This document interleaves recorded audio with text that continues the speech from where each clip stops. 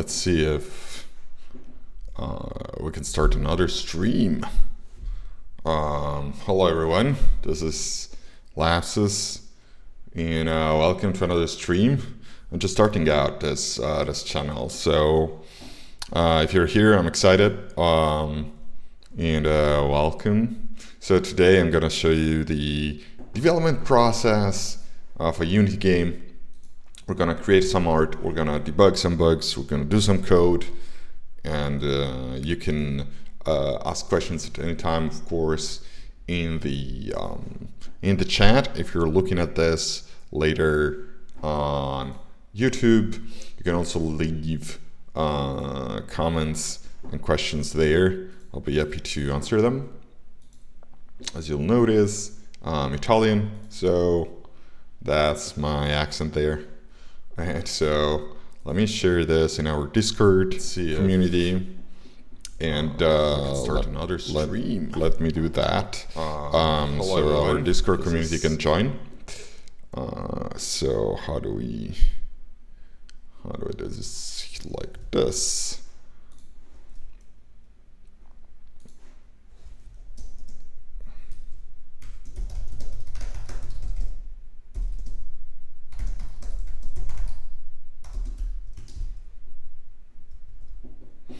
All right, so let's see how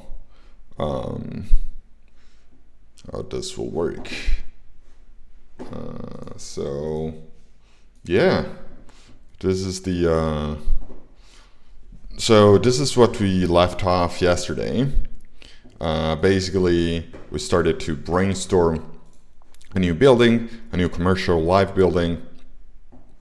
And that's going to be another variations of models that we have. I have I've created around 300 unique models for this game, and I still miss a little bit of them. My objective is to have at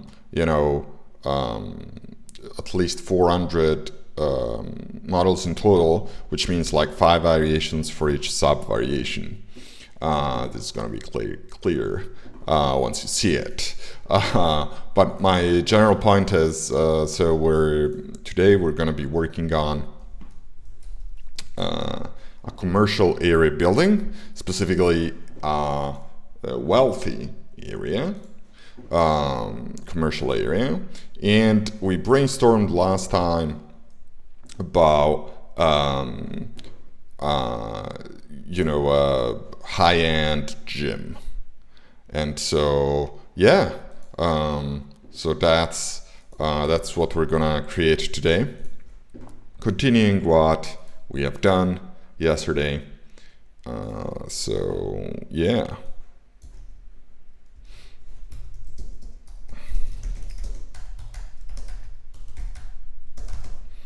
So let me share this better. All right. So let's take a look. So this is the model we've been working on. It's not complete yet. You can see there's this box here. This tells us how big should the building be. This is because, of course, this building is gonna have to fit into the rest of the city, right? And so this is a level 4 building, which means players, if you ever tried to ski cities, you can build on top of buildings. And so that means that when you reach level 4 of your building, then it's going to be the basis for the next level on top of that. And so it has to be the same height, because it has to reach the next level. And so this model is of course not finished yet. We're still missing important things. So the first one is, I want to have some sort of beam that structurally ties together the logo and the rest of the building. And then I want to have some sort of connection between the end and the top that is going to be on top there. Right now it feels like it's abruptly ending. And then we're going to have to optimize this model for the game and then texture it and paint it with Substance Painter. So let's create the beam that keeps this together. So in the Skid Cities world, they have discovered materials. It takes place in 2093, so they have discovered materials that are not available to us right now. And so they have the freedom of creating really crazy structures. But still, you know, they need to respect the laws of gravity and stuff. So what I want to do is I want to create some sort of beam that goes from here to here. And in order to do that, I'm going to take a section of this model. So I selected those vertices. I'm going to duplicate them with Shift D. Here we go. And then I'm going to separate them with P. So now I have a different mesh. You can see I selected it here that I can model. But I started off from the last part of this mesh. Why am I not using the same mesh? Because this mesh, if you remember last time, has arrays. What I mean by that, this mesh is basically the same mesh repeated 14 times. And so if I were to add something, it would be added to every single floor here, right? And so let me actually turn on something here. I want to see if I remember how to do that. Oh, we already have cavity in. Yeah, that's what I wanted. And so, okay. So now I have this, this one. I'm thinking actually about reducing this by 1. So now it's 12. And then moving this on top. So basically I have one floor that I can manage, and same thing here. I want to reduce this to 10. Okay, so now we have some more space to model this part. So I'm going to shift this up. To move stuff around in Blender, you press G and then you press the axis you want to move these on. So I press G and then Z. Okay, I did not align this properly. Let me align this. All right. So now let's start modeling this. I'm going to select all the vertices, extrude them. Something. Okay. Oh, I did not unselect the array modifier here. So that's also mirror. Okay. I want to keep the mirror one. The mirror one is fine. Let's see. So this is moving in a weird direction when I'm extruding it. So let me fix that.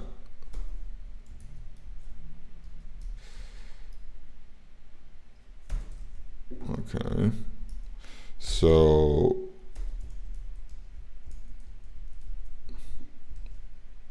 okay. So I'm just going to hide this for a second just to inspect this better. Okay, so this looks pretty okay. Then when I exclude it, it's trying to follow this normal. Instead, I want it to be aligned. So let's try again. Extrude it on the z-axis. On the z-axis. Okay, this is better. Let's remove the array. Okay. Now I'm gonna press Alt H to unhide the rest of the building, so I have some context here. Okay, so I'm just gonna extrude this again on the z-axis. Okay. So actually what I want to do is I want to create a seam here. Let me actually take a better look at this. I want to create a seam here. All right, and then another one here. And so the idea here is there's a beam that it's going down here. The seam didn't work very well. Let me actually change this plane because I don't like the vertices on this plane. They were fine for the rest of the building, but I feel like they're too complicated here. You see there's a lot of unnecessary vertices here. So the way to fix this is I'm gonna add a decimate. Oh, I didn't check if anybody joined the stream, just live streaming like this. Yeah, send questions to chat in case. Okay, so I'm just gonna decimate this with a planner change. Or with this one. There's a lot of unnecessary vertices that I want to get removed.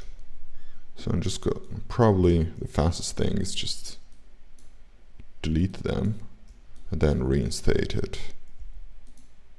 Okay, so now you can see that face is missing there.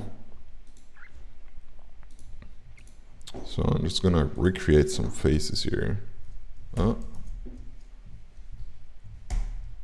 Okay, and then this is a little bit daunting as a job, but what's happening here? These vertices, there's multiple ones here.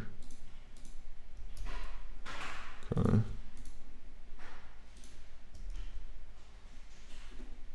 Did I miss vertices here? No. So Blender, maybe it's me not knowing stuff, but I don't think so. What happens sometimes is that Blender is not very good at reconstructing faces once the topology is not very good, like in this case. And so it tends to lose track of them, and then the faces get funny, and then it's pretty hard to manipulate everything afterwards. You see now this topology is not very good. So you know what I'm gonna do? I'm just gonna reconstruct it very quickly. So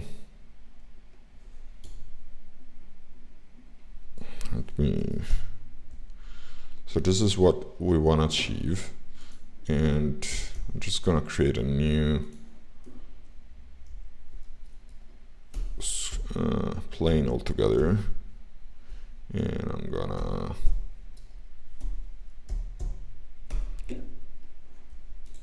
subdivide it, and then I'm gonna move it here. Let's switch to wireframe. I mean, I don't need the base to be exactly the same as the upper piece, as long as, let's bring this up, as long as it starts from the same place more or less, it's gonna be fine. So this is one of the things, is like sometimes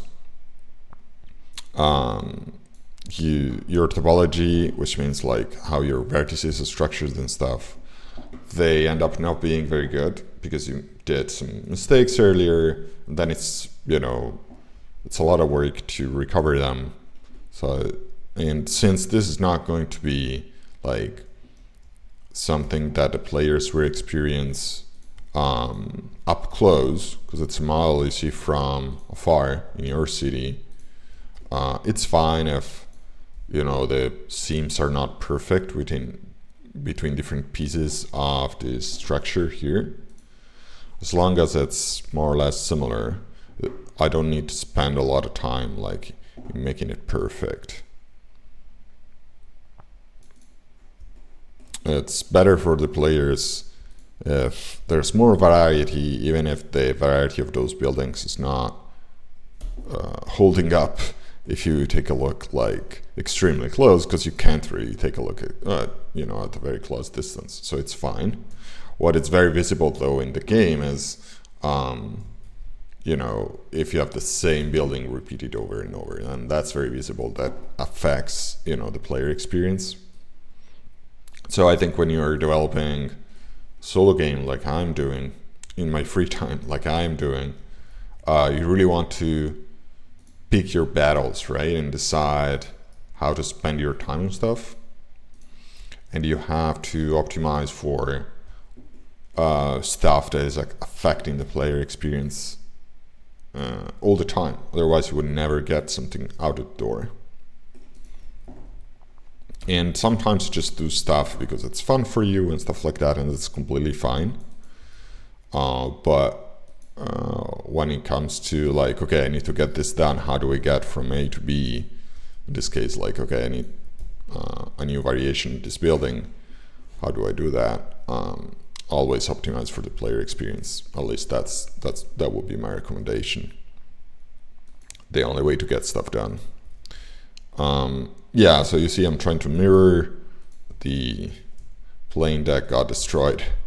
Okay, so now I have something that resembles the upper corner. So let's switch back to solid view.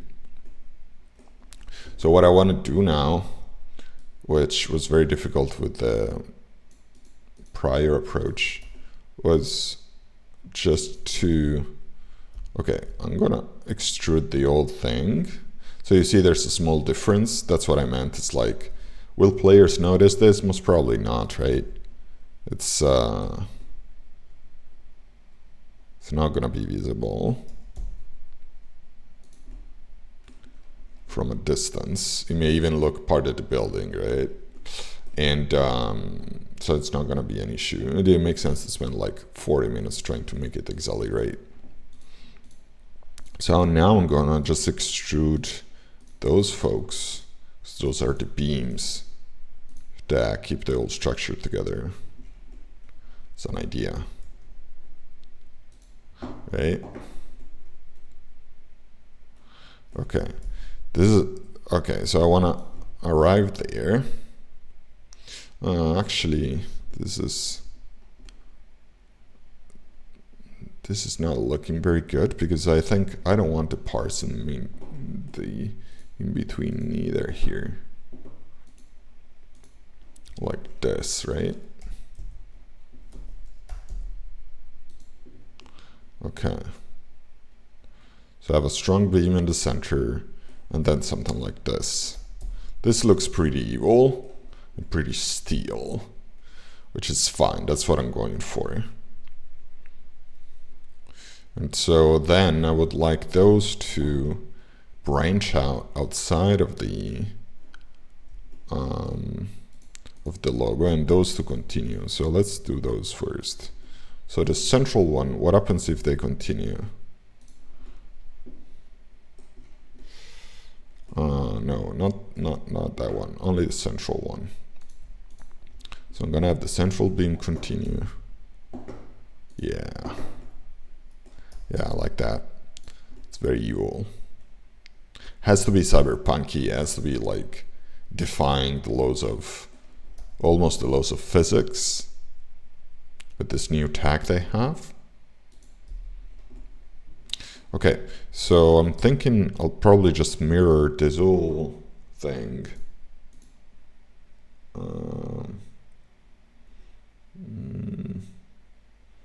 At the other side, but I want to offset it. Or maybe I can just duplicate it, rotate it. So if you duplicate stuff with, yeah, something like this, right? Okay, so now the issue is, if I mirror it also in this other direction, you will see it's mirroring on top. And the reason is, he's using the center of the object as the center of the mirroring. So what I'm gonna do is I'm gonna shift that to, yeah, you see? So let me, like this, something like this. Okay, still not perfect here. There's a seam. Let me do that. Okay, and now we move this. See, there's a lot of moving around when you're making this kind of stuff.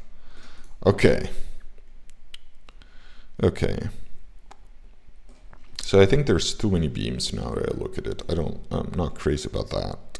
It's gonna be confusing from a distance. So I'm just gonna pull them up. Okay. And most probably I want them to be connected somehow. So I'm just gonna do that. This. Just gonna do this. Bring them up. Okay. Yeah, now I want to connect them. So let's think this through. So that's how the players will see this, most probably, in some sort of, not some sort, in isometric view, right? And so the reason why, let me adjust my camera actually. I'm seeing that if I'm leaning forward, you only see my big head, not my face. Let's adjust the camera. Maybe here. Yeah, much better. All right. So basically, that's how players will experience this stuff. Mostly. So with this like isometric view here, right? And so that's why the beams were kind of weird if they were too tall. I think like this, they make more sense.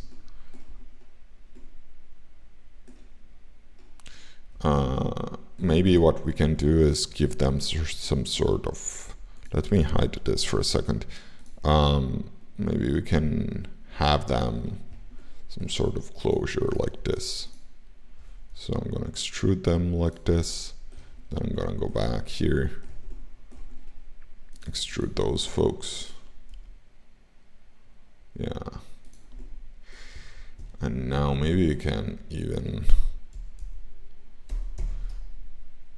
yeah, make them smaller like this. Then move them close to one another. Where am I? Okay. Like, yeah. How does this look? Yeah, right? I don't know, maybe actually full size was better. Pretty evil. Same thing, I want to do the same thing for those. So the idea is like the beams are reduced until they're not longer needed.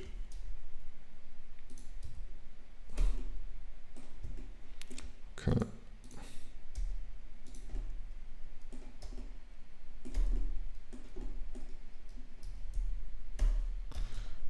Okay. Like this.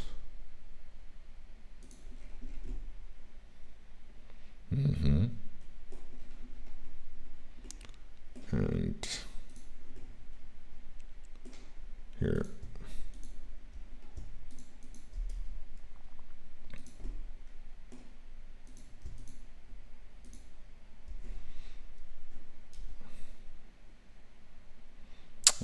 Those all have to be taller.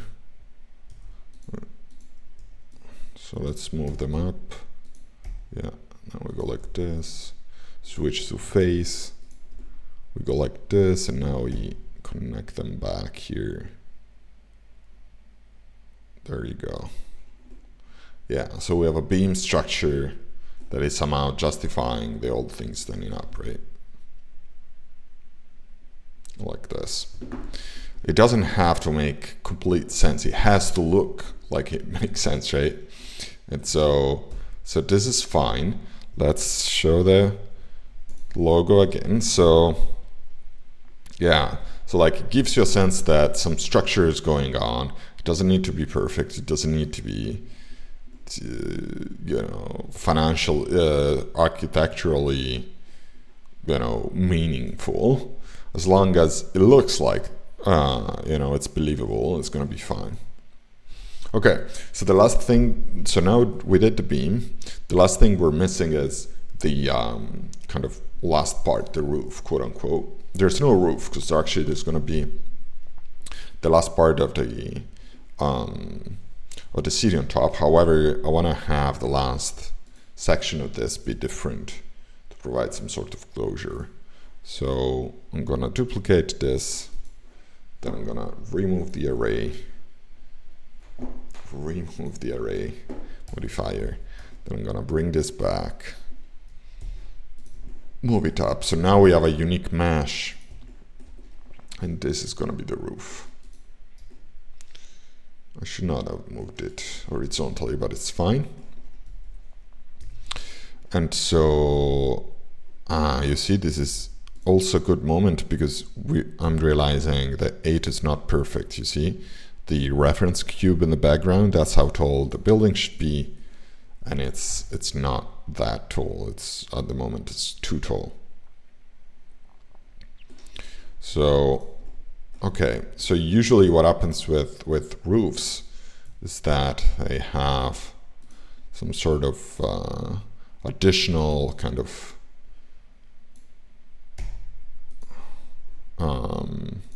parts sticking out, right? So it's sticking out more. On this side, let's have it stick out a lot more on this side as well.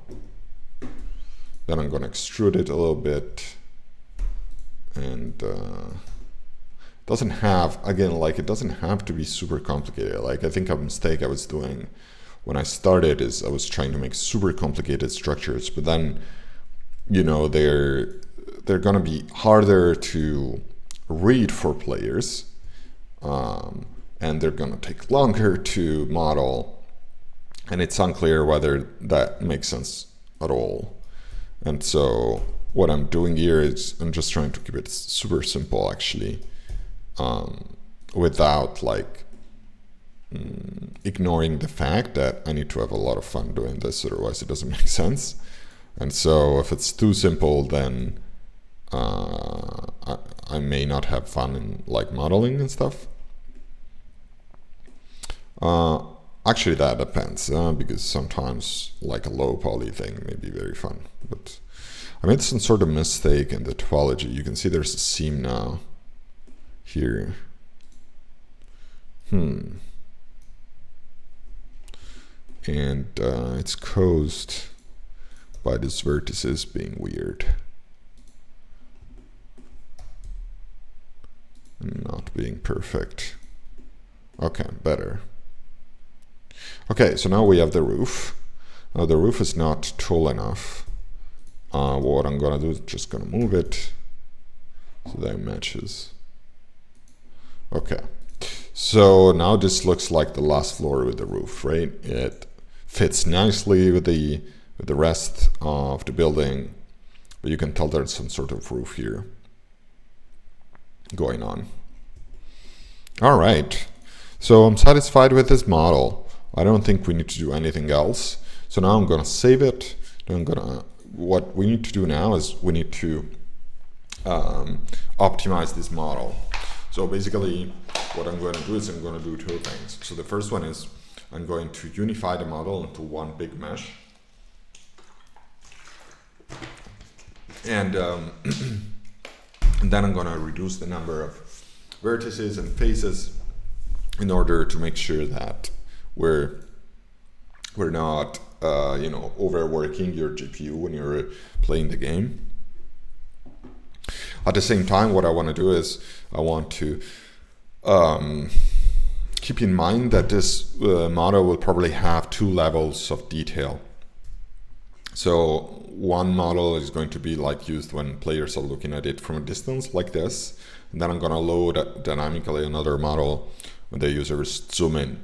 In city building games, half of the fun is, you know, building on from a very zoomed out view and then zooming in and checking out how the city is thriving, right? So it's very important to have detail levels.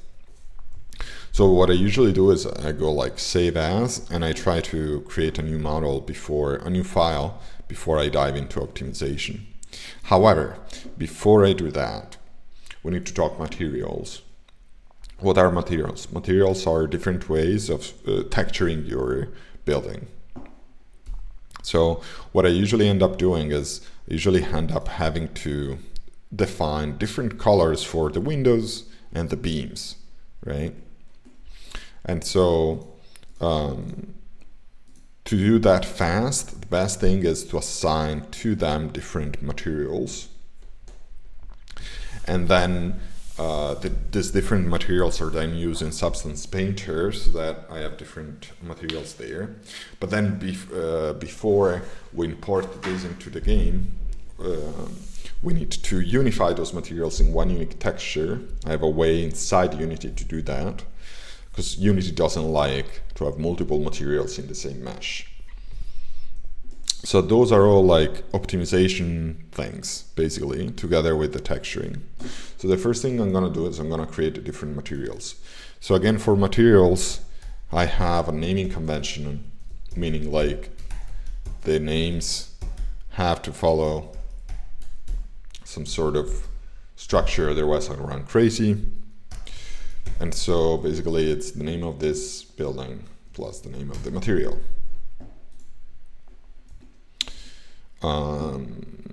Okay, and so you can have inside the same mesh multiple materials in Blender. Let me show you that. So this is, I'm going to be calling this base, but now let's switch to material preview. This shows you the material color. So if I change this, for example, and I'm going to click assign, you can see that the base now has this yellow color here in the preview. So I'm not going to use Blender to create the texture. I'm going to be using Substance Painter. But I want to give the materials different colors now, just for me visually to be able to say, okay, this is like, this is good, this is not good, and stuff like that, right? So for example, I want this ground to this plane at the bottom to have the ground. So I'm just gonna call it ground. This has to be the base.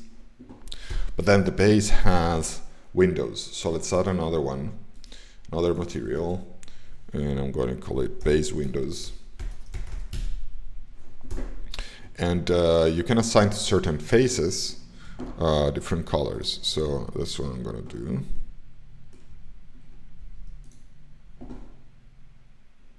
Base windows assign, and so you can see visually, that's why I'm using kind of the material preview, just for me to visually make sure that I'm not missing anything.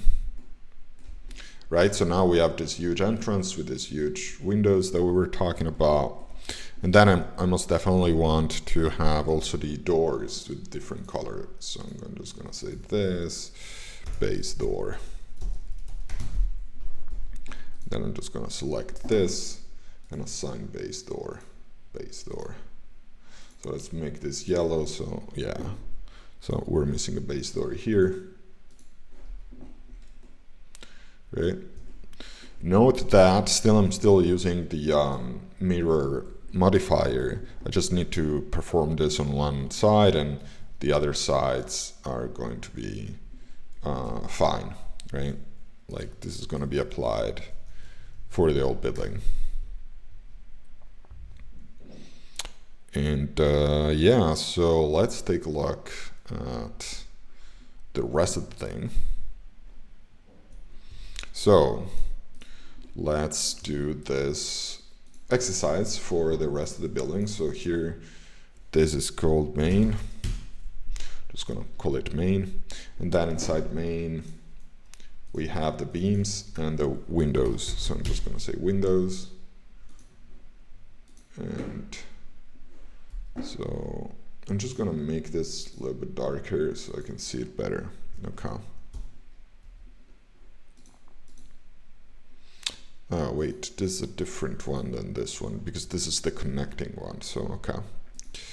It's also important that you have unique materials because then Substance Painter is going to try to apply those materials regardless of where they are. So this should not be called main. This should be called like main link.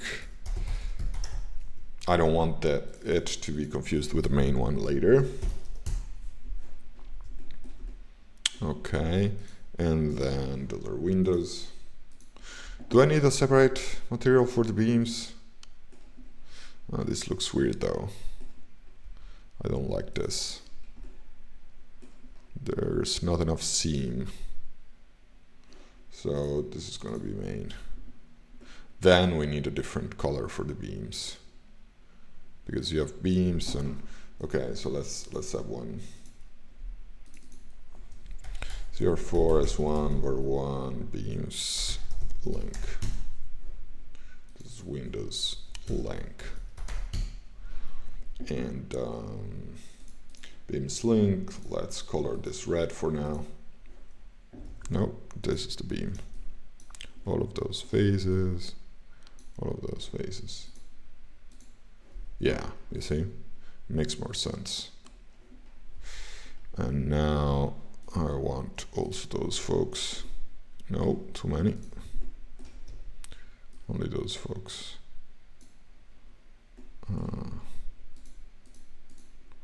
Okay.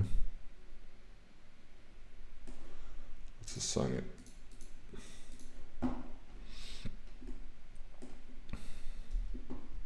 I know this doesn't look good now. Bear with me. I'm just marking up the materials as I was saying. And this is gonna save us a lot of time later. It's actually, without material assignment, it would basically be impossible for me to model all of those and texture all of those models. Okay, cool. I'm realizing now, yeah, the beams start here, so it's fine if those also need to be assigned. We are missing this face, okay. All right. So now we do the same thing here. We have main, let's make it like this, and now we need the beam. Gonna make it reddish, and then another one, the windows. Okay, so this is the I want to say the less fun part of the whole process. It's just making sure that we're assigning the right materials to the right portions of the mesh.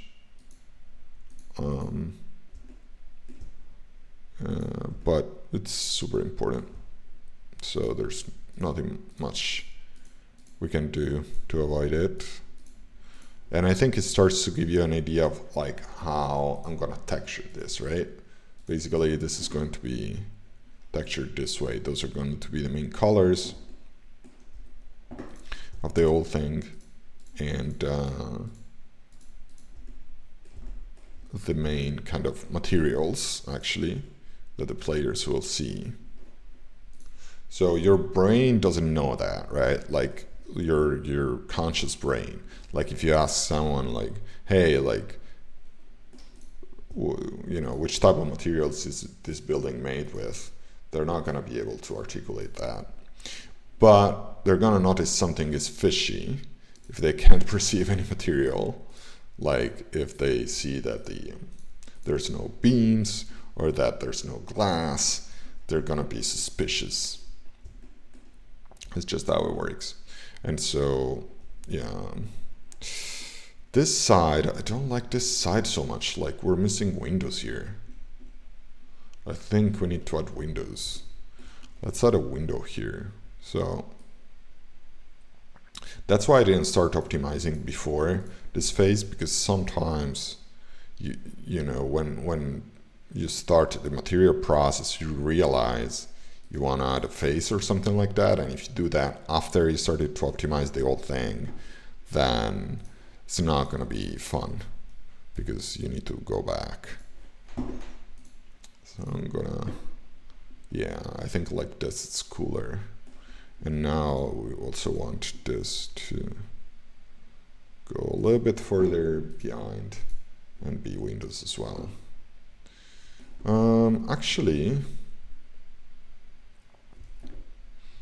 I think I want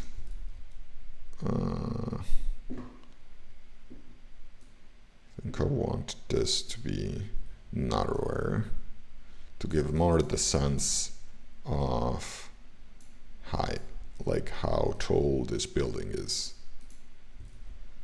So I want to make sure that, yeah, there's less windows because this is like the elevator shaft kind of thing. Yeah, don't like that. It's a good idea, but bad execution was probably. Let's just do like one. The other option is we do like a narrow window like this. Tall but narrow like this. Yeah, makes more sense. This gives you a sense that that's kind of the elevator part. Okay, again, like disregard the colors.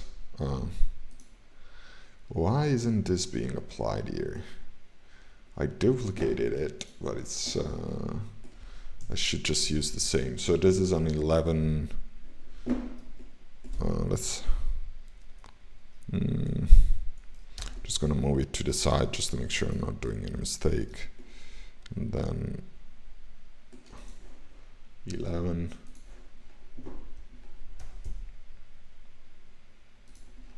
Yeah.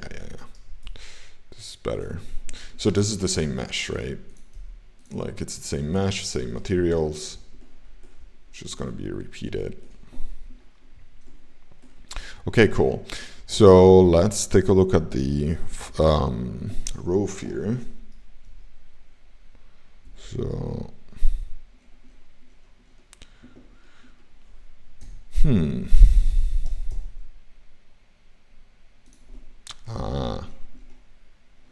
okay, so the roof is slightly too tall.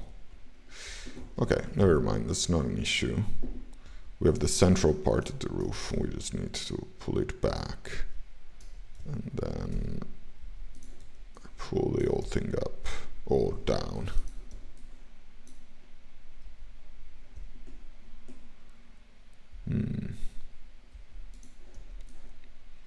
It's not so easy with all this mirroring.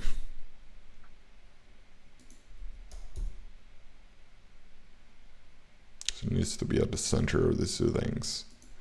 And then I need to center it like this. Okay. And then I need to bring this back. Actually,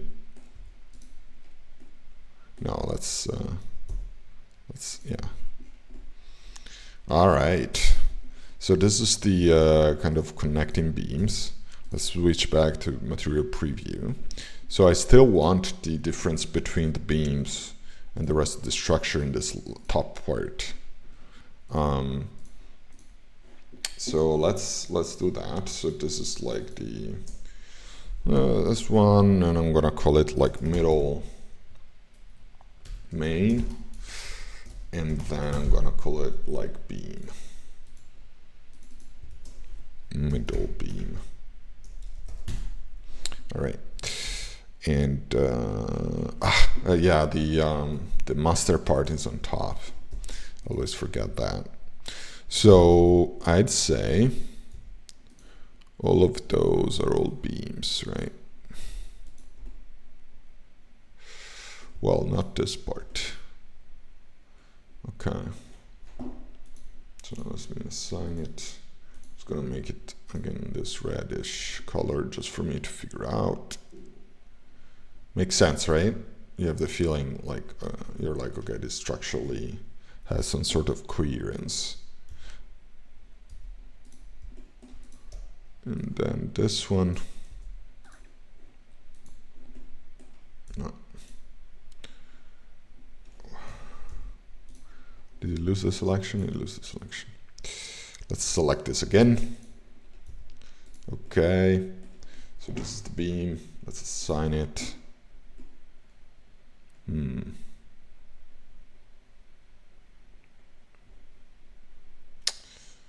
Thinking this probably needs all to be beams, right?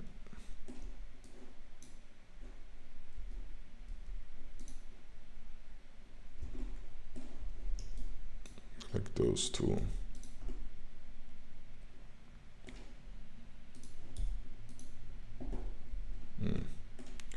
So let's select the missing faces here.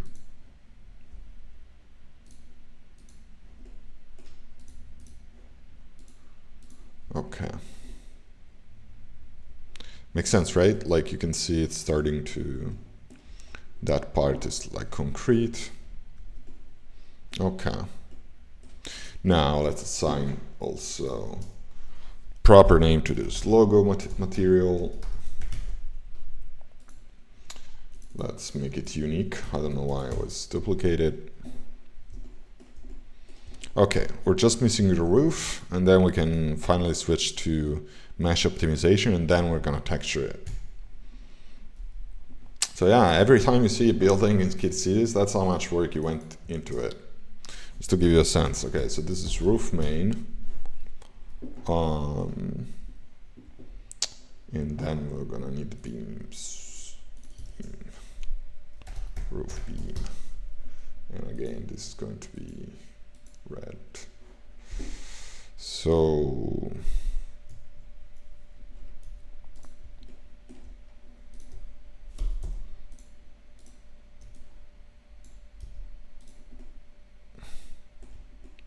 yeah, that seems correct. Not really. This part here. This part is not correct. Okay. And also this part. Okay. Yeah, so the beams go over the top.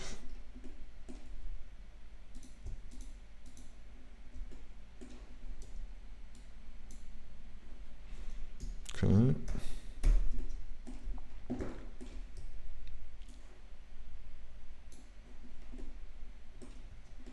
All right, let's assign this as well.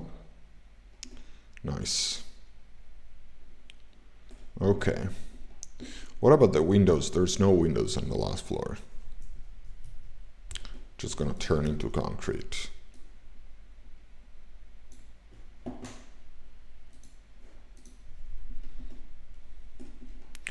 Okay. There you go. I think this marks, oh, maybe we also need this central beam for coherence. Okay, cool. Okay, so the material assignment is complete, right? I didn't forget anything. So I'm just gonna save this and then I'm just gonna move to the unique model. So I just say unique to indicate that I'm gonna apply all the modifiers and then I'm gonna reduce the number of vertices and faces. It's important you do that before texturing because then the texturing is tied to the UV map, which means it's tied to the mesh complexity, right? And so that's basically what this is. Okay, so let's start from the bottom again. So this is actually, I think I need to decimate this as well. Planar, one face count, apply. Okay, so now I'm gonna apply all the mirrors, applied. So you see now this is one mesh. And now let's decimate this. Decimate means it's gonna try to reduce the number of vertices and angles without changing the structure too much. So for example, this model right here has 1,000 faces, but I think I can reduce it to the point where it's a lot less. Yeah, so if I reduce it to 255, then it's not gonna look good. I don't know why, like it's missing this face very quickly. And even if I reduce limit material, okay, I want to delimit the material there. Yeah, so it used to be 1,000 faces. If I planar decimate it, which means it's going to try to unify the faces that are on a similar plane, so basically facing the same direction. Then let's take a look. Is this fine? Yeah. So now we went from 1,000 faces to 200, right? So it's pretty good. Okay, so let's do that. Apply. So now that this is applied, I'm gonna select all the faces, press U, and do Smart UV project. So actually I should do that for this as well, even if it's just a plane. And this is gonna make sure that each face has its own like texture that it's unwrapped, like you see here. That's what I'm gonna be using later. Okay, let's go back to here. So again, same thing. I'm gonna apply the mirror. I'm gonna add decimate modifier. I'm gonna switch the planar. I'm gonna turn on material and make sure that we're not changing this too much, which looks like we're not. And so, you know, 1,000 faces, 100 faces is a lot less. Nice. And then I'm gonna unwrap it. Okay. So now let's do this. We apply the mirror first, then we apply the array. Okay, so now you see it's one big mesh. This is gonna have a lot of faces. And so it's 2,000 faces, as you see. Just gonna try to reduce it as much as possible.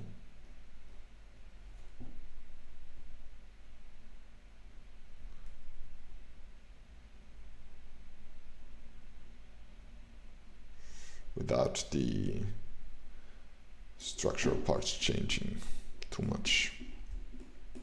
Okay, I feel like this is fine. I'm gonna apply it, and then I'm gonna smart UV it. Okay, I'm gonna do this one, which is exactly the same, together with it. And I'm gonna explain the reason in a second. I'm gonna do planar, material. No, too much. It should be exactly the same, yeah. Okay, so now I'm gonna UV it. So what I wanna do actually is, since this is using the same materials as this one, I just wanna unify this mesh. So it's one mesh. And then I'm gonna make sure that, yeah, they're all using the same material. I'm just gonna smart UV it. It's one big piece. Okay, so let's continue. Did I assign the material here? Yeah, okay. Okay, so I'm gonna apply the mirror. Decimate, planar, material. Let's go up.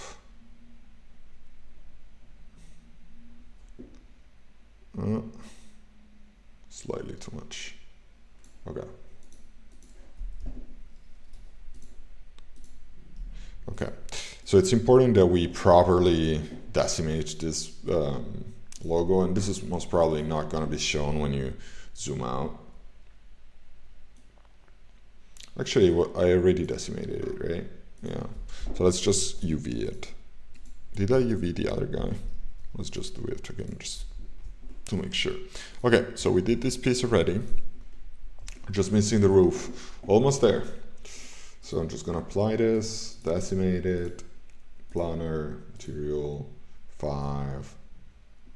Can we reduce it like this? Apply, UV, boom. Okay, so now we have our unique model. Let's export it. So I'm just gonna say export. I'm gonna export it in FBX. And I'm just gonna export it here. Okay, all right, so we're done modeling. Let's switch to texturing. So I'm just gonna switch to Substance Painter here. This is another model. This is the last model actually I was working on. Just gonna click on new, select. So buildings, they have tiles. We're going to go for CR4S1. Wait, I exported this in models still, which makes sense. So it's models. Let's not get lost in the files here. Future City. Isn't it here? Where did I export it?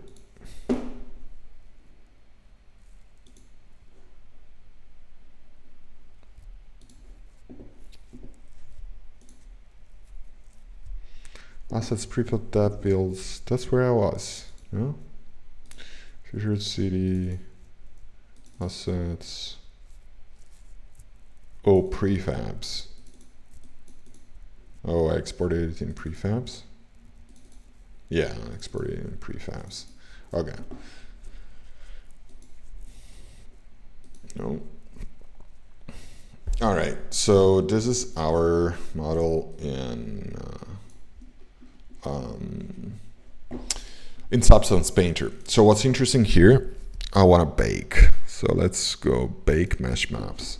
So what this is going to do is this is going to take every single material and calculate stuff like ambient occlusion, which means like an area that does not receive as much light as another area because, for example, it's in a hole. It's gonna be taken into consideration. You can start to see we have issues here. We have issues with the model in the middle.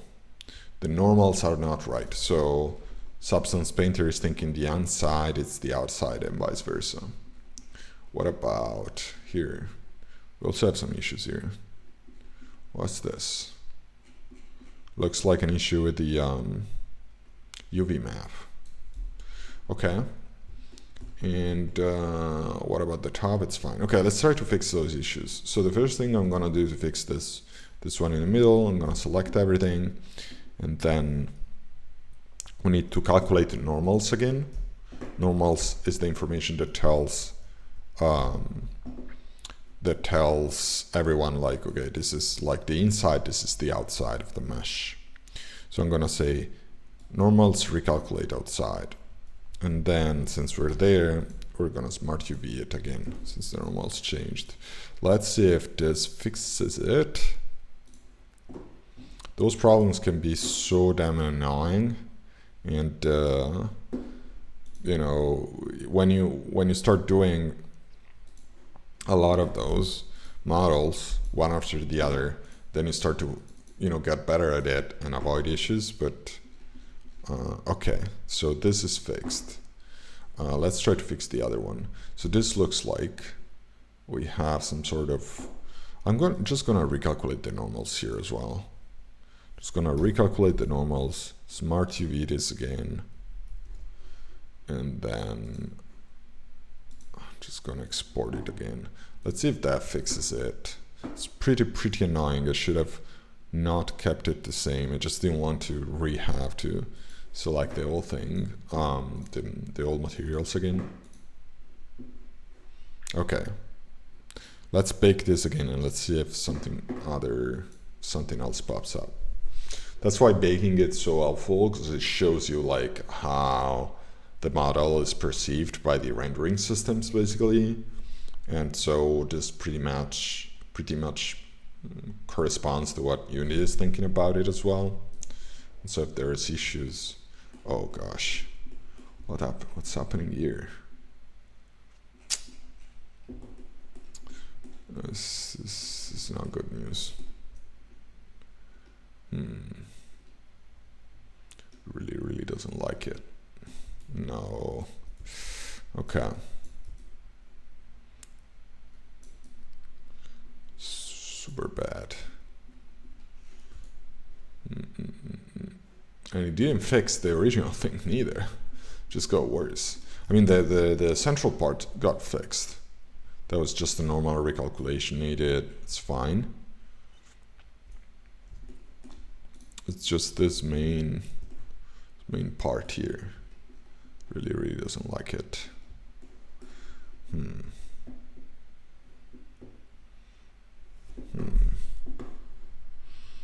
Let's see.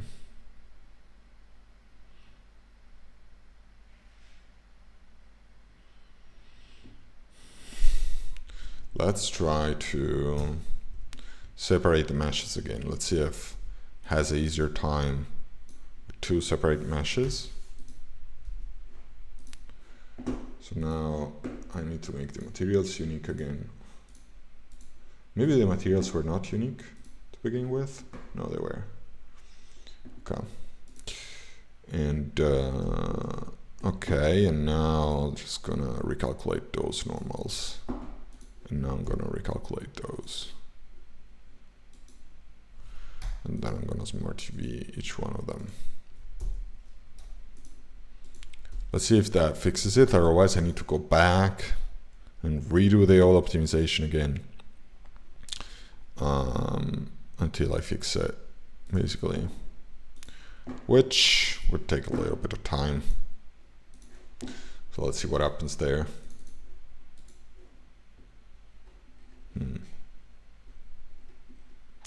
This floor is still very wrong. The top one is not though. So I may just copy that over at the bottom.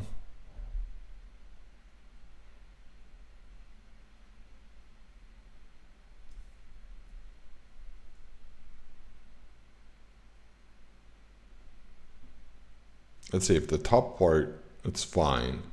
Then I'm just gonna copy that over. It's not fine though, like still has issues here.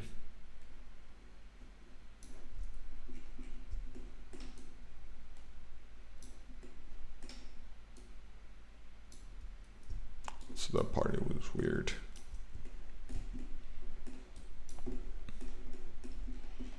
Yeah, this topology here sucks. I noticed it while modeling and I was like, I hope it's gonna be alright. It wasn't alright. Spoiler alert, it wasn't alright. Alright. I'm just thinking about remodeling the main section, like this floor here. I'm just gonna I'm just thinking like, let's just remodel it from scratch. It's just gonna be faster than trying to fix this, because this looks horribly wrong. Yeah. I'm just gonna do that.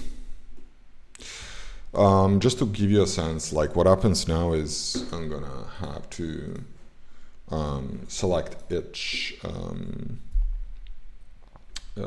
texture. So for example, this is the base, right? I'm just gonna select each texture and give it like some sort of color. So for example, let's say I add fill layer, which is red. You're gonna see, right? It's over there. And it's over there because right now I am changing the base material. But if I were to change another one, that of course would be affected. So that's the idea. And so you can see here, there's all the materials I exported. And so what's cool about Substance Painter, even though now it was acquired by Adobe, so it's not as good as it was before. But basically you can say, oh, I want to add a mask. Let's see if I remember this. It's been some time. Add mask with black mask. And then I can say a generator. And the generator is like driven. Yeah. And so now like you can add different dirt, for example. It's very cool. And those generators are kind of adjusting your texture based on the bakes, so on the normals and stuff, right? And so this makes for a very quick and very realistic texturing, because I don't need to paint like this dirt by hand or the rust by hand. It's just going to be generated based on the kind of occlusion and the normals and the position of these things. But first we need to fix that. So let's try to fix that. So it's actually kind of common to have to basically start with a project, you don't know where this is going, where it will be going, and then you create a bunch of stuff, and then now you know where it is going. Like I didn't know how this looked like when we started it yesterday, right? But now I know. But the original piece that started it all is the is the one that suffered the most changes, and so it's also the one that may have some issues with everything else because we were just freestyling when we created it.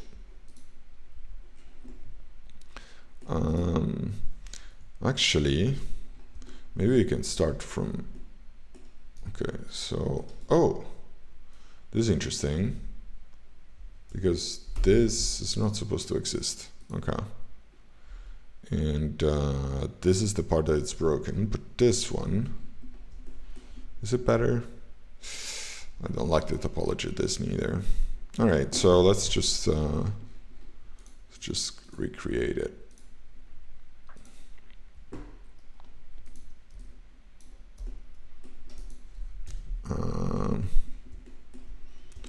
So let's see. Okay, so I'm gonna bring it up here. You know what? I'm just gonna delete it. I don't like those too much. And now that they're broken, I really don't like them. So yeah, let's just get rid of them. Okay.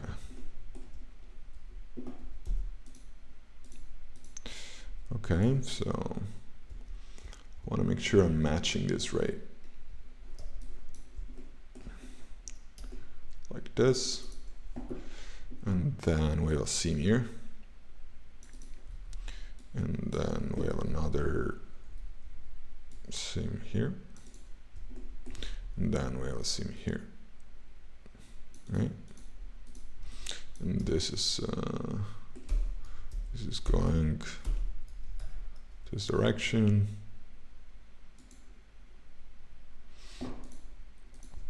And this is going like this.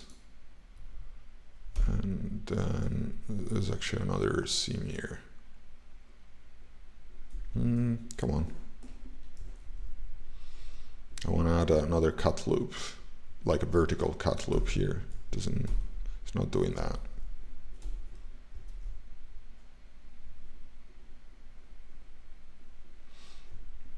Okay, I mean, I can add it this way as well. That also works actually.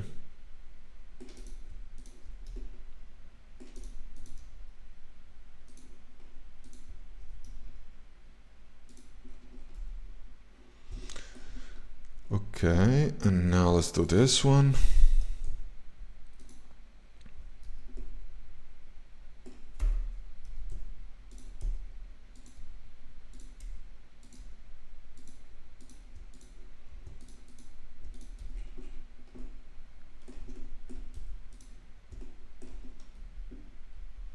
We're missing one, right? It's kind of, why is it this big? It's not supposed to be this big, huh? Okay, let me hide this. Actually, that's... Okay, I want to hide this and this and basically everything else. Okay. Okay, so now it's easier to tell what is exactly we need to do. We had overlapping levels, so it's harder to say. Yeah, you see, that's where I think the topology started to break down. This is correct. Oh, we're missing something here. We are missing this one.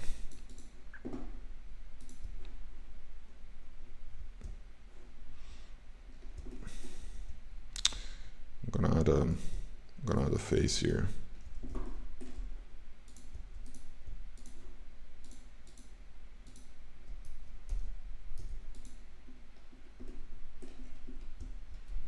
Is the face correct?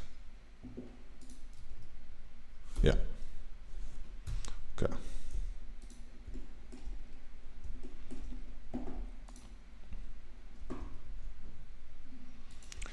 Adding vertices like this is actually really bad. I should not do that, but I got pissed off before by the I don't know, topology not being right. So now I'm kind of taking revenge by creating vertices manually, just to make sure that those are correct. Looks like they are. Okay, so this part is still weird, because it's supposed to be small. No, it's fine, right? Okay, I see what I did there. Oh, this has to be like this. Let's add a seam. Okay. So I want this to go back in, then go back out, actually, like this. Yeah.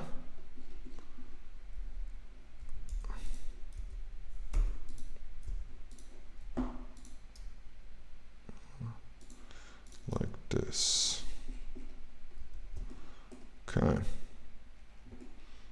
Okay. There's a mistake here. This should not exist. Okay. All right. So now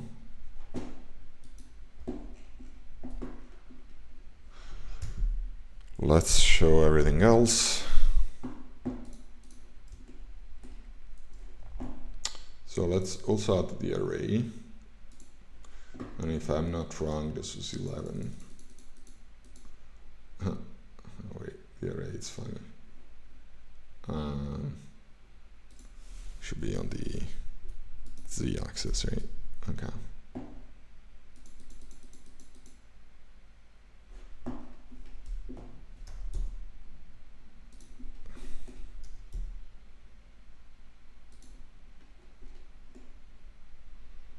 Then we're gonna need to add the seams for each, like the difference between each floor. Do we want to add the differences between each floors? Yeah, we want, but just one. And I want those to be 6 floors. So, okay, so that's how tall the floors should be. Okay, and then what happens if we duplicate this and we bring it up here? Here we have more. We have, okay. So I'm just gonna create this one and then have a modified version for the top part. Is this correct, by the way? No, right? Okay, like this. Okay, this works. So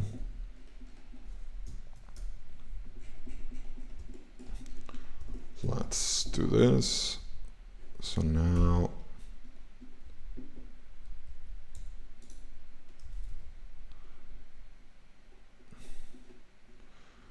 when you're moving the mouse wheel, that's what's gonna happen here.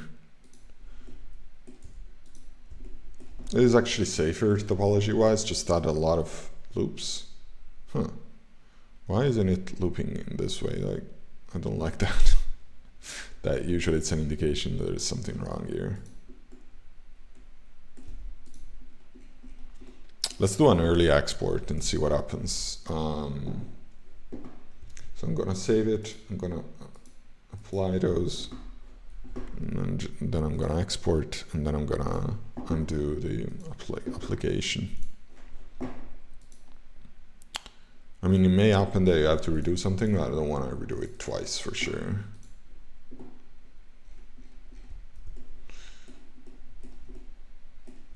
Oh, well, let's assign is there a material that it's not being used? Apparently not. Fascinating.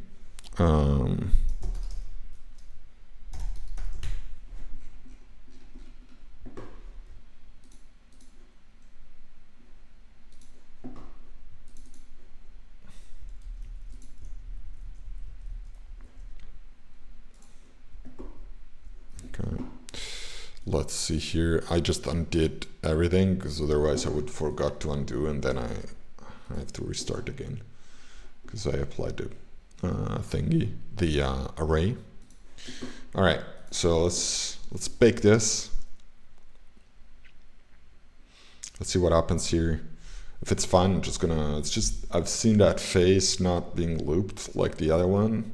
So I was, yeah, I didn't like that.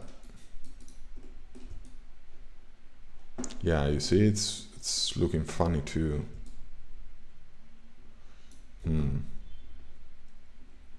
Okay, so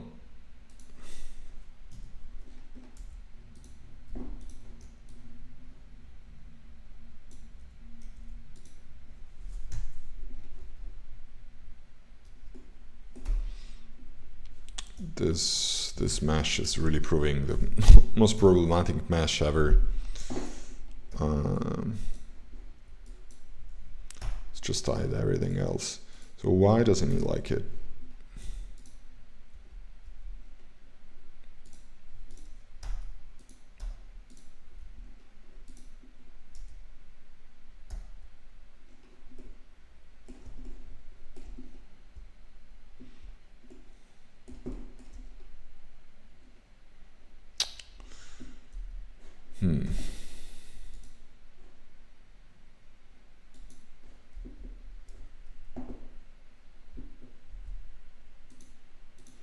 Let's see.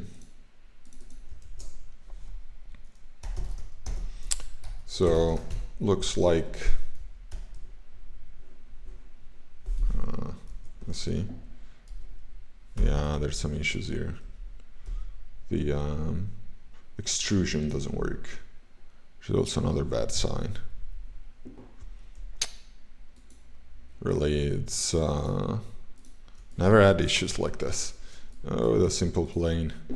I really this is like, modeling is really like a muscle. Like, I haven't been going to the modeling gym in quite a bit because I was working on performance, and so there was a lot of coding.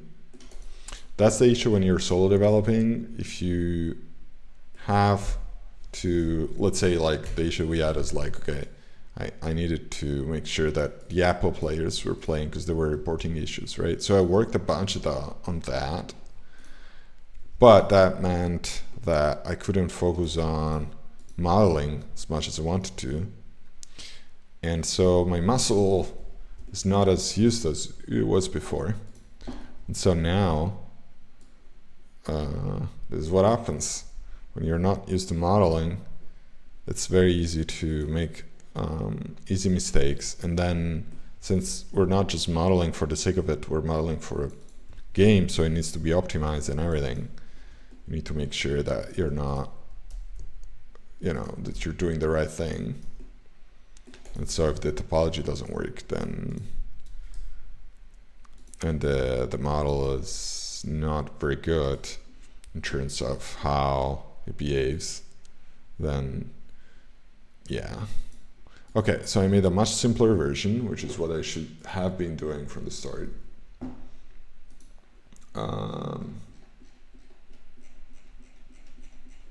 And let me call it base main floor.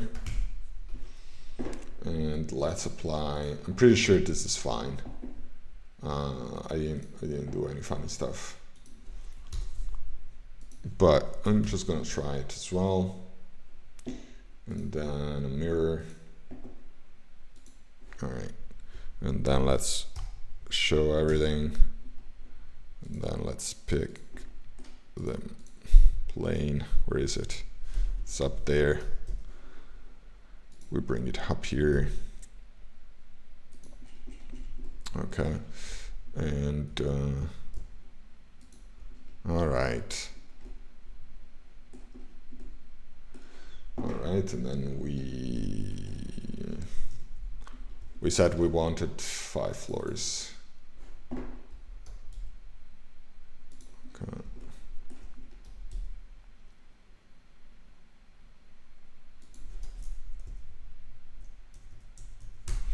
Okay. So the beams are there. We're missing the variation for the floor, but let's do an early export to test.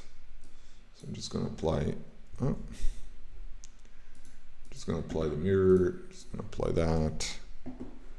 Let's decimate, planar, and Smart TV, and early export. Let's do that. Let's see, I'm pretty sure this is gonna be fine. I didn't add vertices, I didn't do funny business. So I'm just gonna bake this textures. Yeah, this is what happens. Like if you're careless, you're just not paying a lot of attention and doing stuff in a simple way, you may end up with a model that's, as soon as you export it, you realize it's missing stuff. So this is fine, right? I don't know what's this, but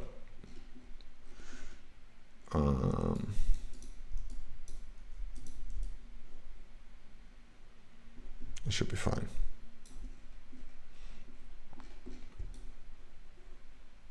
Yeah, so there's a face that I've never seen, but okay. Also, sometimes Substance Painter will show you stuff that is not there. Like one thing is to say, oh, you know, that the normals are not showing up correctly or stuff like that, and that for that usually Substance Painter is accurate. Sometimes it's showing stuff that doesn't really make sense, like in that case it was showing a plane that is not there. That's different. That is, in my experience at least, that's usually not the case. And then you import it in Blender, sorry, in Unity, and in Unity it's not there, simply put. And so I'm not gonna over worry about that.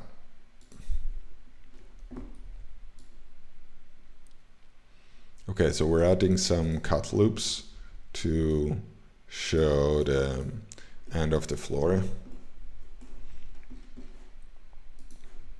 And I'm just gonna bring this. Just gonna bring this outward a little bit, like this. Okay. Yeah. Okay. And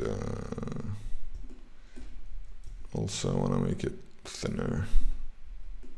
Okay. And same thing here actually, like, can we, oh, it's on this side. Can we,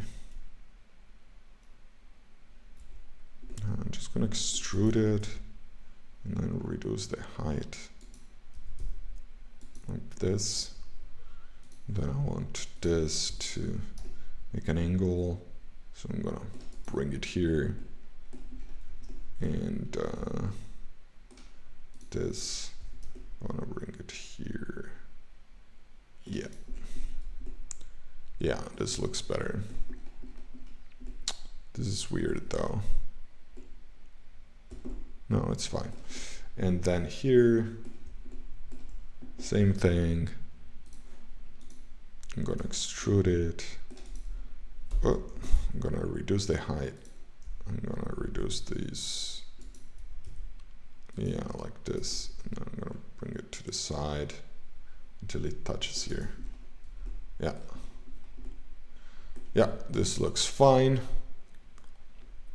I think we can even have it. I feel like those floors are too tall to be a gym. I think the gym is a little bit packed, like even though it's a wealthy kind of high level gym, I think the yeah, it should still be, you know, with a lot of floors.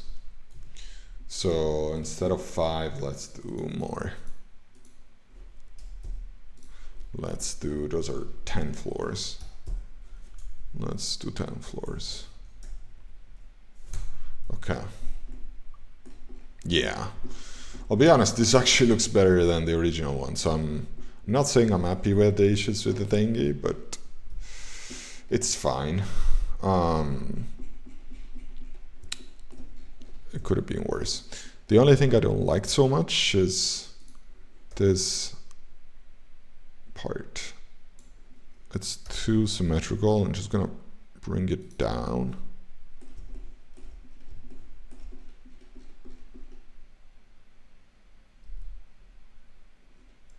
What did I do? That was strange, actually. I want to break the symmetry. You see this part and this part, they have the same size. I don't like them too much. I feel like that's not usually how these things work. So I want to, maybe I can do like this. I can select this part and bring this up. Yeah, and then this part and bring this up. Okay. Breaking the symmetry is actually a very powerful tool because your eye as a player, it's really gonna be trained to check out symmetries. So as soon as you break it, your eye will be like, oh, that's not symmetrical, which is not necessarily a bad thing, right? It's like you notice that some regularity is being broken. Okay, so we reconstructed this one. Let's assign the beams and the materials straight up. So material preview, you know the drill. I'm just gonna have to select the windows here. And let's move to face selection 1 and 2. You see, I don't like this so much because the window is edgeless. I don't like that. Let's add some sort of, yeah, closure for the window here.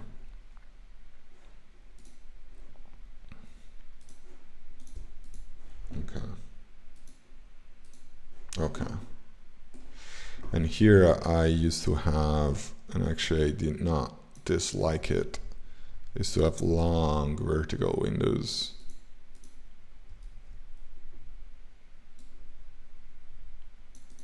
To signify the elevator shaft.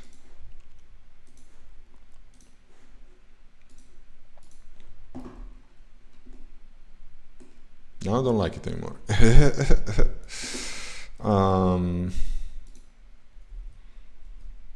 Maybe it's too tall. Let's break it down a little bit.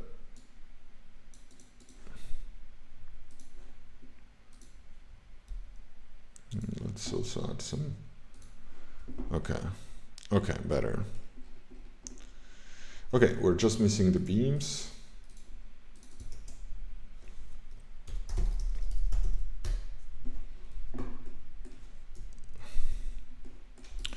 So the beams are here. Let's make them red as usual. And here. Yeah, I've seen it. There's some issues there. I mean, I didn't complete the selection here. Okay. Like this. And like this. Okay. Do we want the beams to be vertical as well? I feel like that's actually not a good idea.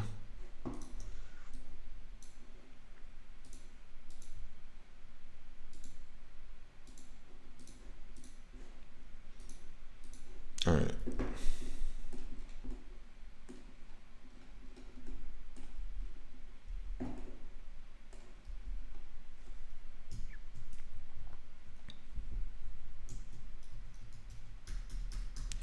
Let's also select the beams on this side.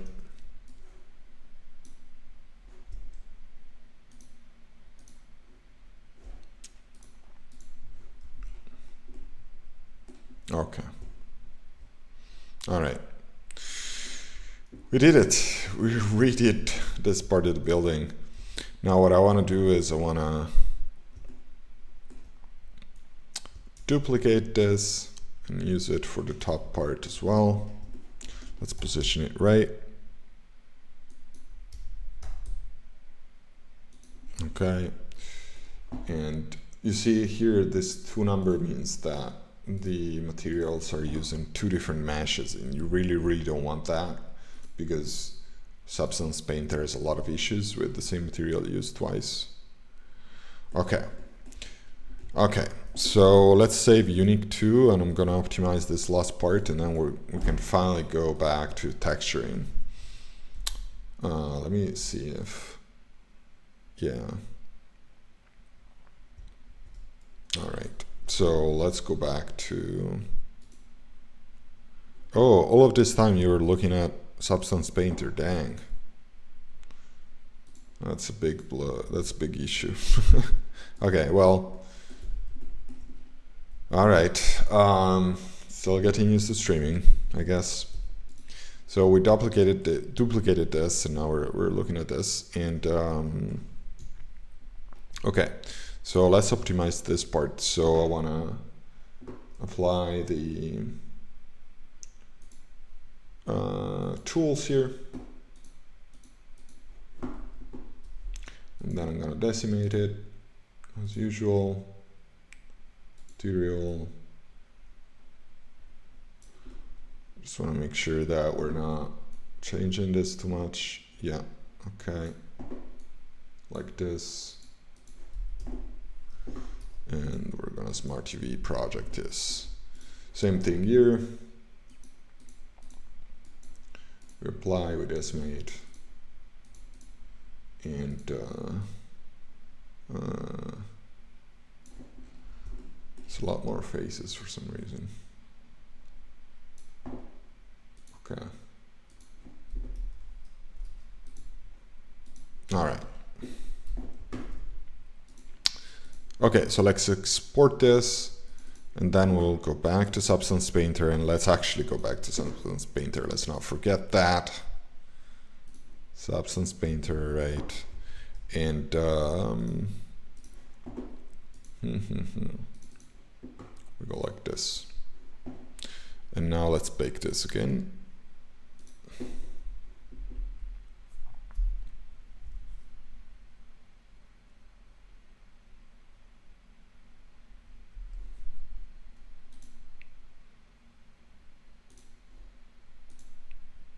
There we go. All right, so now we bake this. Nice. You can see that okay, so this time it's fine. You can also change the lightning and stuff inside Substance Painter, which is awesome. By the way, if you have questions on the process, just let me know. In the chat, I'm here, and I'm checking out the chat. Even though I see some spam in the chat, which I'm going to delete later, feel free to send actual messages, okay? Okay, so what I want to do now is I want to start modeling. So I'm going to start with, let's take a look at the texture list. So I want to start with the ground. So I'm going to switch to the ground here. And then I'm going to add, I don't remember if I had, I think I created a random, my own kind of ground material, but I forgot the name now. So I created my own window material here, you can see. A code name for the ground material, and I can't see this here. Concrete. Let's see. Concrete simple, concrete dusty. It's called concrete. But it's a concrete I created, right? So, or maybe asphalt. No. Okay, well, let's take concrete, and then we can go from there. Or maybe I can try to open, yeah, let's start saving this. So I'm just gonna go sketch cities, models, models, and I'm just gonna save here. CR4 S1 var1 texture.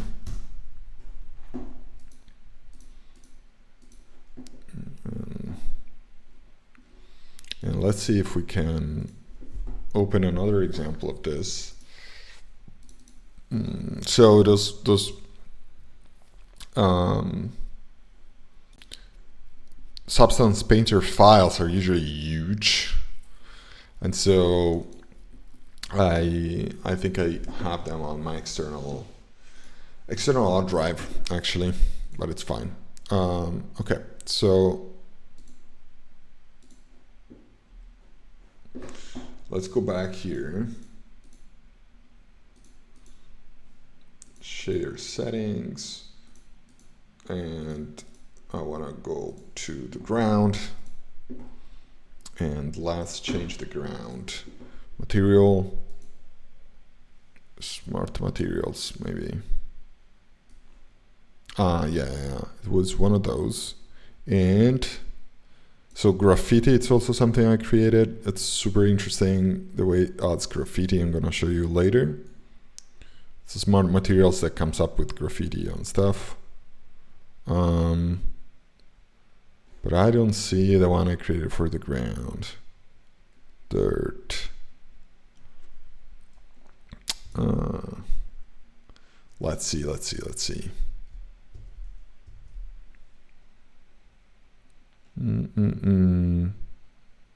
Standard concrete. Yay. Found it. Okay, so that's how it looks. So now what we want to do is we want to adjust the this material so that, because it has different layers. Let's take a look at that. Yeah, so it has different layer, and one of them is the dirt layer. And so how much dirt do we want to show? It really depends on the model, so I need to adjust it every time. Okay, cool. So we have the ground. That was fast. Let's move on to the base. So you see why I try to be consistent with the names of the textures, because then it's just easier to do this. So actually, to continue, I need to put up or bring up my color palette. So it's super important. That's a mistake I've done a lot, I'll be honest, is to not use a color palette. And so if you don't use a color palette for your game, then after some time it's gonna be a mess. Like you need a color palette. Super important. And so I can basically add any type of color to this base, but I want to make sure that I'm using something out of the palette, basically. And so let's see if I can show you this, but basically I'm just gonna have to put the palette on one side and Substance Painter on the other. Let me adjust OBS so that I show you that. So instead of showing this, let's show screen capture of some sort. Where is it? Display capture. Yeah. And okay. And let's resize this though. Transform. This is OBS. Fit to screen. Okay. And then can we? All right. Okay. So you should be able to see this now, right?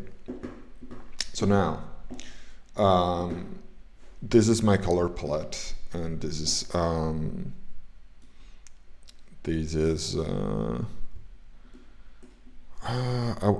Figma on the left-hand side with my color palette. So let's pick a color here. Yeah, I'm gonna start with this one, or maybe this one. it's a gym, right? It's a gym, so it has to have some sort of energy to it. So yeah, I'm just gonna use this one, and it cannot be too dirty because it's a high level wealthy gym. So I don't want it to be dirty, but I still want to have some sort of variation. So I'm just gonna find some sort of, yeah, I feel like this provides a good contrast. Okay, so this is actually gonna be my base color. So what I wanna do is I wanna group those two, and then I wanna instantiate this so I can add it to other sections of the model, because this is base model, this base color. So I wanna use it for all the base. So base door, no, base window, no, beams, no, ground, no, logo, it's gonna look different. Beams, no, floor, yeah, and then roof, yeah, not windows, yeah, this, and yeah, I'm gonna instantiate this, and then let's see if we color stuff that we don't want to. No, right? That's fine. So now if I changed it, for example, this is too strong as a color, I want it to be more white. I can move it around. And that's fine, by the way, like the important thing of your palette is that you don't stray away like moving this, so basically changing the hue. But if you add some color or you remove some color and you mix it with white or black, it's still gonna be in palette. All right. Okay, so I'm just gonna make it less colorful. The reason is colorful buildings in skid cities, but it's a good rule of thumb, are the ones that the player can interact with the most. In general, you want colorful stuff to be interactable.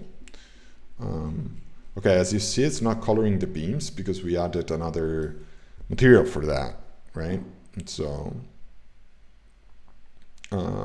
that's the reason why. Okay, so let's move on to the windows of the base windows. We're going to do the same thing here, by the way. We're going to create a material, and then we're going to make sure that it's applied to the other windows. So I really like this color for the windows. It's super evil and I love it. And then I'm going to add another one, and this is the dirt on the windows, and it's going to be this color. And then I'm going to go add black mask. This means that everything that I paint on the black mask, it's going to be the only part that it's shown of this of this layer, right? So, but rather than painting by hand, I'm going to add a generator. I'm going to again add dirt. Dirt on windows is super cool, especially if the windows are a little bit like inside the building. And so, okay. Yeah. And so again, I'll group this, group layer, and then I'm gonna instantiate it, and then just gonna select everything that says Windows. Windows, Windows, Windows. All right. You can see the building is taking shape. Oh, mistake. I didn't select, oh no, I did select the windows on the sides. It's just there's so much dirt, you can tell. It's fine. Okay, so we're just missing the beams. So let's select one beam. Those are beams, right? Yeah. Okay. Where are the base beams? Okay, wait. I need to instantiate this also for the doors, unless I want the doors to have a different color. So instantiated door. Okay. Super dirty. It's fine. Okay, so let's do the beams and then we're good to go. main beams. Let's use this. Okay, so those are the monitor colored with the main one. I don't want that, so I'm gonna delete this.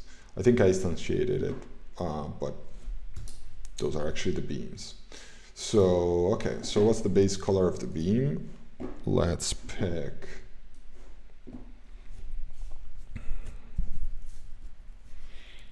oh, it's metal, right? So it can't be,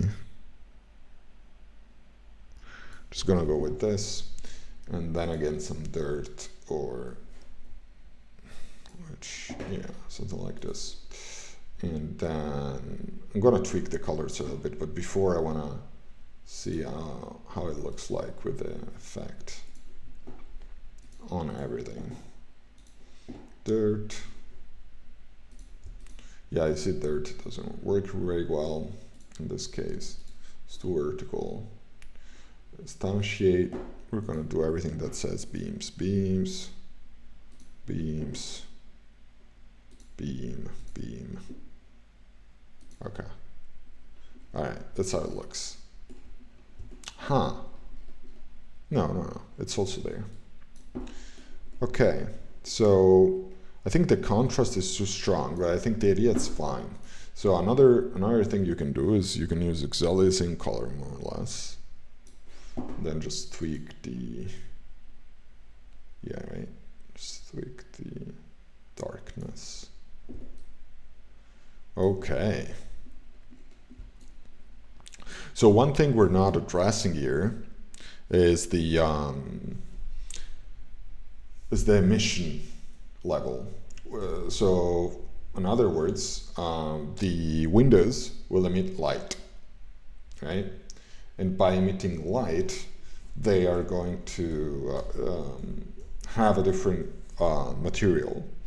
This light is not going to be creating shadows or anything complicated. It just means that basically the texture is not going to be affected by the fact that the sun is shining on it or not. Like, they're just going to show up as bright. So for example, during the night, those windows should still be visible, right? So I want to do that.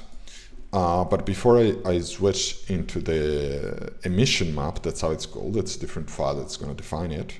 I want to make sure that I am also texturing the logo. So let's go in the texture settings, sorry, in the texture list, and we move on to the logo material. So layers, I'm gonna add one layer, I'm gonna pick a color. So this is the color of the Still Gym. I feel like the Still Gym as a company has,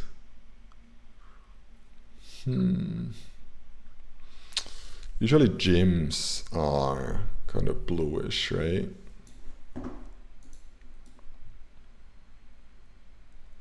Yeah, like this. And then this is like a neon huge sign. So I want this bluish to follow the, let's see, is there a generator that follows like the edge curvature? How is this looking? I can't really tell. Let's change the color more to make it more, yeah, that's what I want, right? So like something like this. And how's the curvature settings? Like, can I, yeah, like this. Okay. Let's take a look at the emission part I was mentioning. There's no emission here. So I need to check the shader settings. So here we should have another dimension, which is the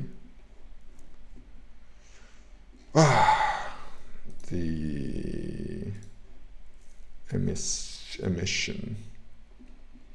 I don't see it though. I used to have my own shader set up here, but I lost it when I didn't switch to the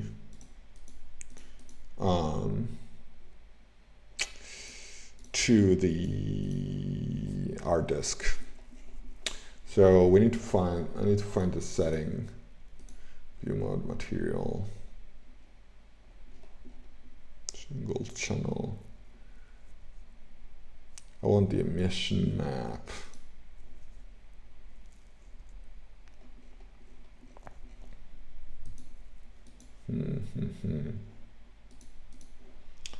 It's not display, it's in the shader. Where's the shader settings? Views, toolbars, set UI. Where's the shader settings? Those are display settings. Okay, shader settings. Emissive intensity, I don't care about that. I want to texture set settings. Oh, okay, this is where it is, I think. Texture set settings. Yeah, I need to add the channel. Okay, I found it. Emissive. All right. So that's what I wanted. So now I can define an emission color. So an emission color, emissive color, I should say. And I want to set it, so neons are stronger at the corners, right? So I'm gonna add an emission color here as well.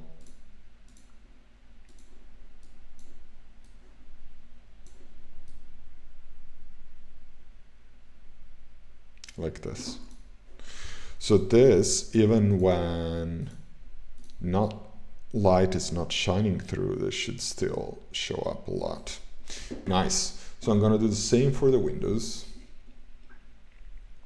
Windows material. Where did I? Oh dang, I forgot. Main windows. Where did I instantiate this? Base windows. Yeah. Yeah, right? Okay, so I want to add, I need to change the texture settings, add a channel here, emissive, go back, and emissive, and we're gonna add some emission here as well. So you see, I don't know why it's only changing base windows.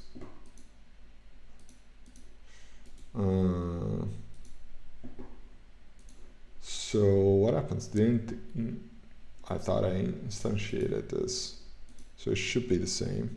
Aha, but the texture setting does not have the emission, so I need to add it to every set. Okay.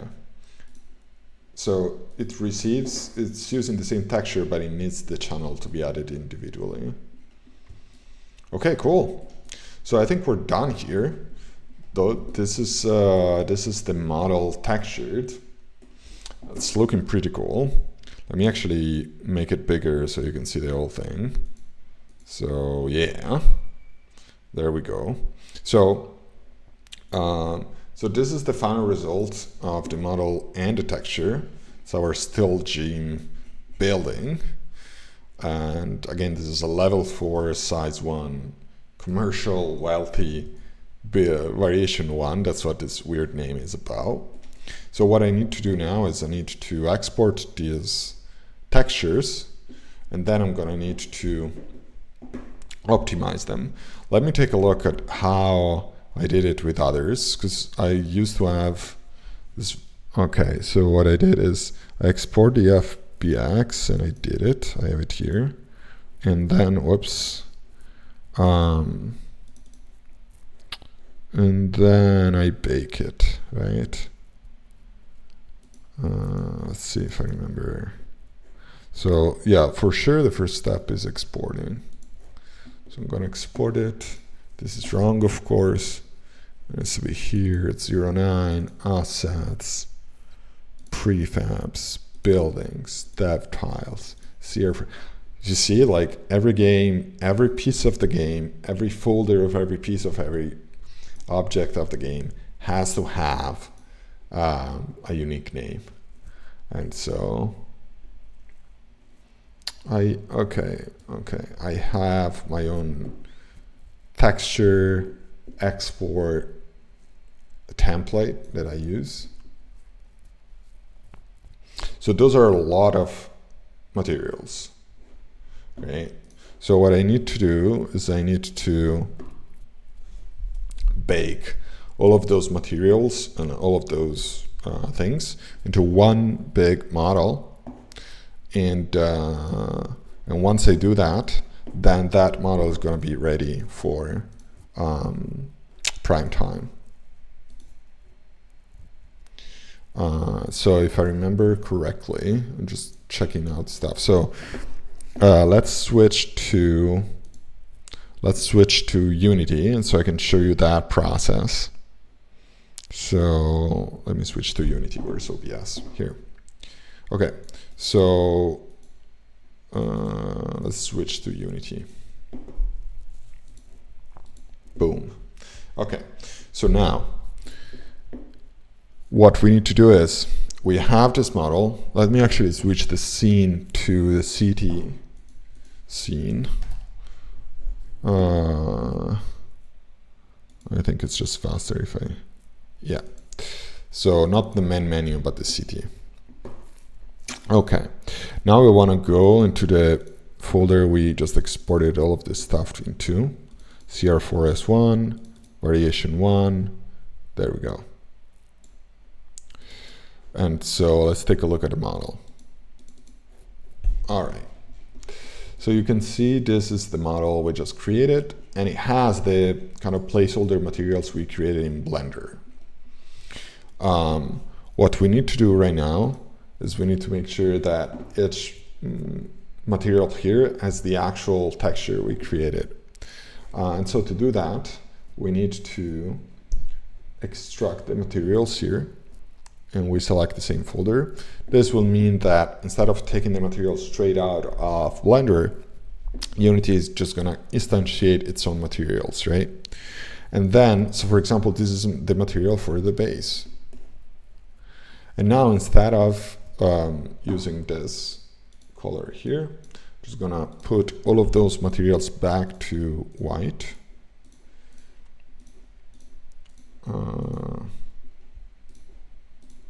Yeah. You can also do that one by one, but it's fine. Okay. And now I want to assign the right texture, the albedo texture. All right. And so this is the base material. This is the base texture. This is the base door material. This is the base texture. Right? And you can see it's being added. Now this material also has emission, so I'm going to select emission and then add the emission material. Sorry, no, this is the occlusion one. Where is the emission texture? Oh, did I forget to select the emission on the door? Let's take a look. Let's switch back to the door. Sorry, to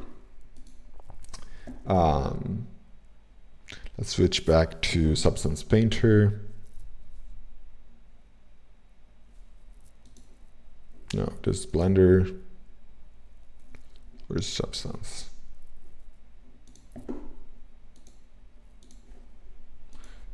Substance Painter. Why aren't you showing me Substance Painter? That's fine. I'm just going to show you the whole thing. So I probably did not select here. Did I say? So door. Where is door?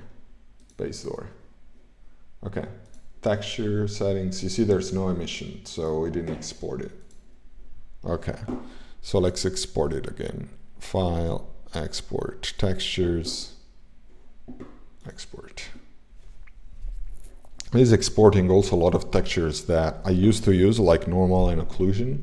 I'm not using them anymore because they added a lot of computational power that wasn't needed. Okay, so you can see the emission there. Let's go on. Actually, let's switch back to the other views. Here, it's just better for you. Okay, so Unity here. So now we assign everything. So Just base windows, base window texture, boom. And then this is emission, this is the emission texture, boom. You see, the emission is much stronger when rendered in Unity than it is in Substance Painter, so we may need to iterate on that a little bit.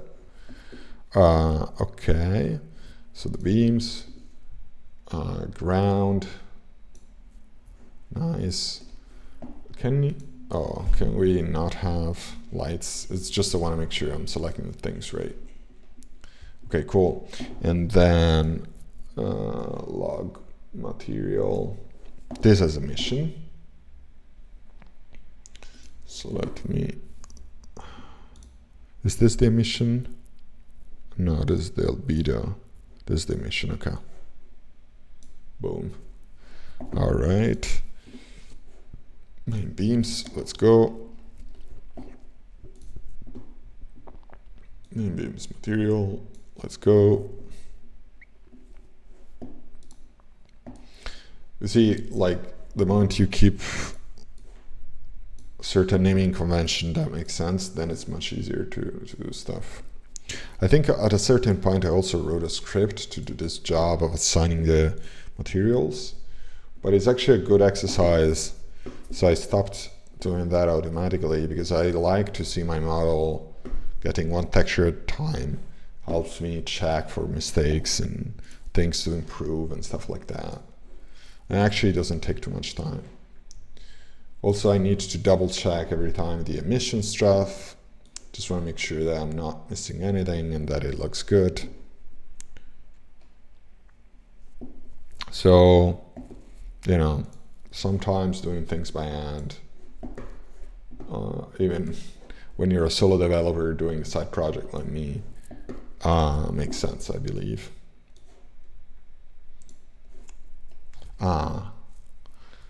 I didn't add the emission to Windows Link neither. Yeah, so this is how the model works. So let me add the missing point, the missing piece there. I missed another emission settings on Substance Painter in the Windows Link. It's called here emissive. Okay. Let's export the textures again. Boom. And while it's exporting, let's switch back to, yeah, Unity. Okay, and so here, okay, emission. If you forget to kind of uncheck that, then you kind of drag and drop and uncheck it at the same time. Okay. So this is the part I need to remember exactly how to do. So I remember that I need to add a baked. So I'm using these custom scripts to bake the texture. What I mean by bake the texture, I mean, as you see right now, there's a lot of different materials and textures and meshes, and that's not very good for Unity. Unity likes to have one texture, one mesh, and since those are buildings, you know, that's actually good to have just one for optimization's sake. And so what I want to do is I want to bake, actually I need to bake both the texture and the mesh. So let me see what was the name of the script I'm using. Mesh Baker, Texture Baker. Okay, I use those two. So let me do that. So Mesh Baker and Texture Baker. Now I remember. And then if you set this up, then it's gonna do the same as Texture Baker. So okay, so this is a custom script. So it does what it's supposed to do, which is bake everything into one mesh and one texture. This is going to be the model of load 0, I'd say, so the highest level of detail, and then I'm going to bake another one for the lower level detail. To do that, I'm gonna need to create a new or a variation of the Blender model. Then I'm gonna try to apply the same textures and export them again at lower resolution. But right now, I'm exporting 124. And let's do that. So I'm gonna click on Bake Materials. Did you throw an error? All right. Oh wait, I need to select where I want to bake everything, I remember. And bake into scene object, bake into prefab. Yeah. I need to create empty prefab. It's coming back to me. I haven't been doing this in some time. No, CR1S1. So this is gonna be CR1S1 var1 lot 0 baked. I know, right? That's the only way not to run crazy. Okay. So let's see how this looks. Very bad.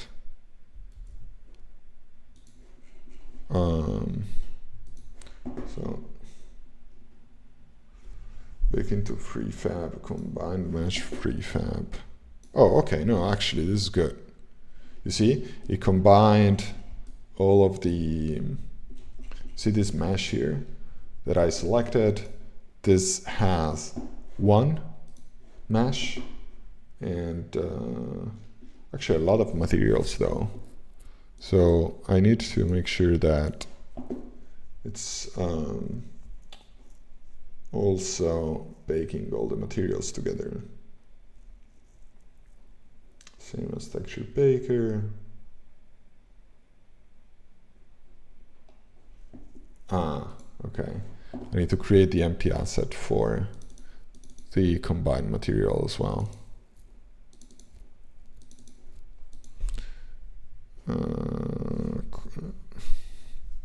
CR1S1 var1 lot 0 baked material. So this is where it's going to be stored, right?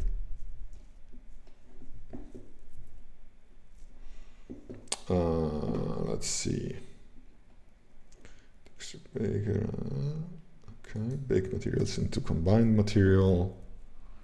This is the part that is going to take more time because it's going to try to come up with one unique material for everything. Let's see. Almost there. So this is all the work that goes into like adding a new model to a game, adding a new building variation. Another part that I'm not going to be able to show you today, most probably, it's the naming part. So what I want to do, what I do usually is I try to give a unique name to, wait, let's see the result. Yeah. You see, this is it. I think the resolution was too low, so we're having some issues with the windows here. Let's see the emission color. Let's bring it up. I think the emission is fine. I think the windows are, the level of detail of the texture is not high enough because I toned it down to 124. So it's actually too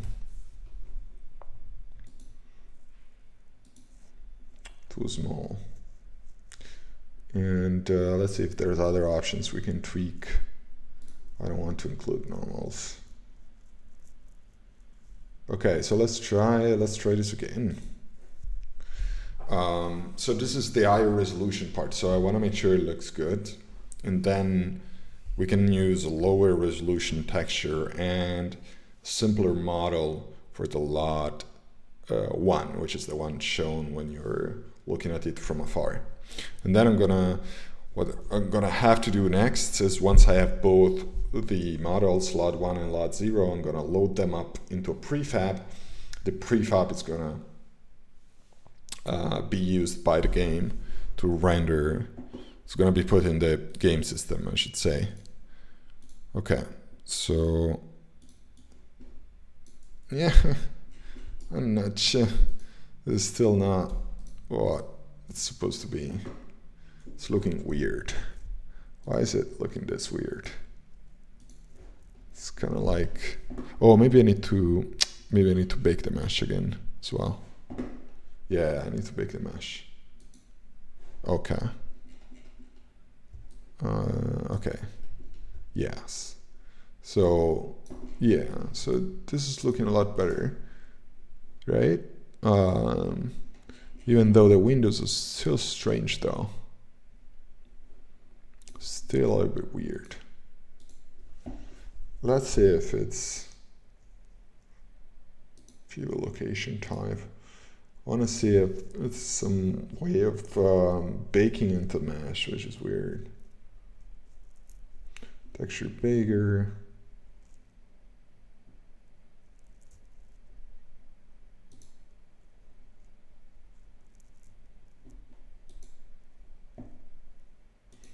Let's try again like this. After we bake the mesh, let's try to bake the textures again. And let's see what happens. You see, because also the doors are looking weird. I mean, it's not like it's completely bad. It's actually okay, but that's not what I wanted to do, right? Like the way it looks is completely different than the original design, and so let's try to stick to that.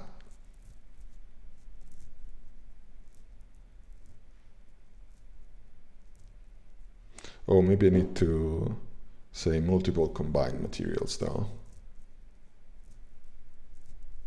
Let's see.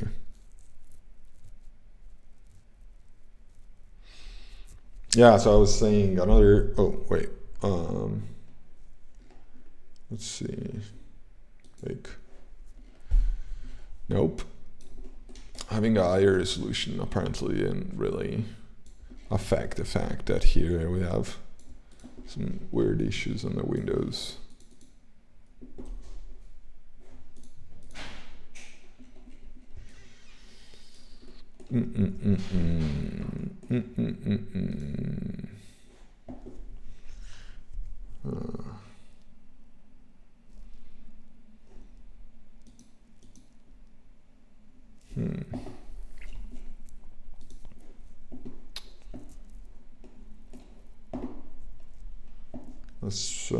Let's see if we can size.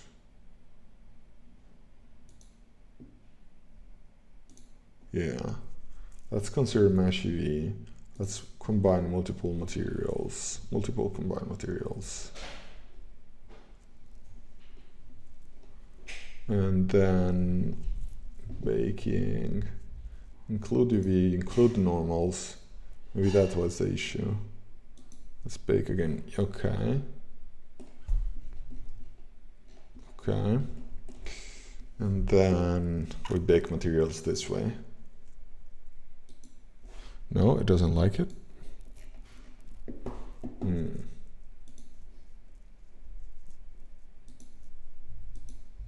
So not less.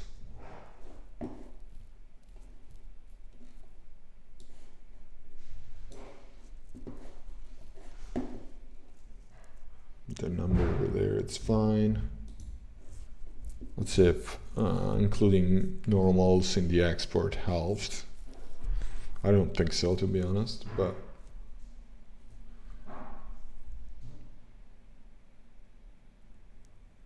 oh, maybe we need not to optimize.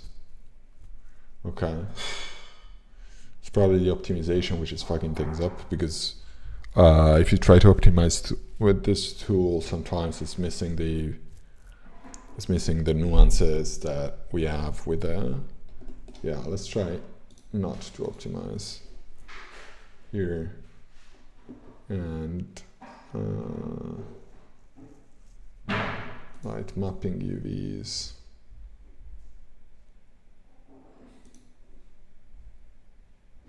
clear buffers. I think that's fine.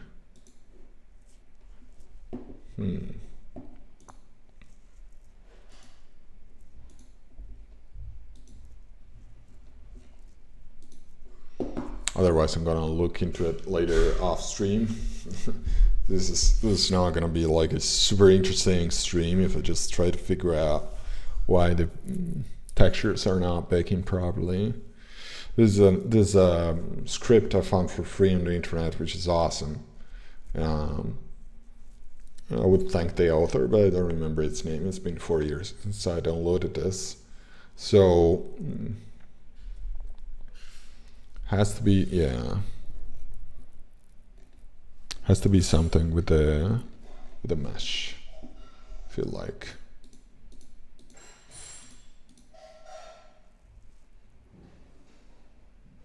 Texture bake results. Combine mesh materials. So yeah. Another thing is maybe I'm not importing this correctly, like this one. Like this import, convert units, import lights, I don't want to import cameras, let's not do that. Import visibility, mesh compression is off. Seems correct though. Weld vertices, let's not do that. Okay. And length shape, normals, none. Okay. And port visibility now. Nothing. Let's see if this helps actually, because that's the other part that may be lost there. Doesn't change anything.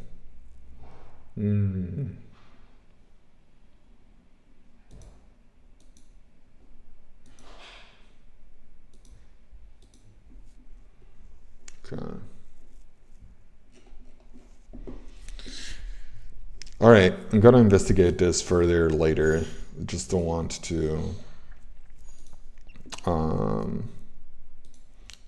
bore you guys, since this takes a bunch of time every time I rebuild the textures.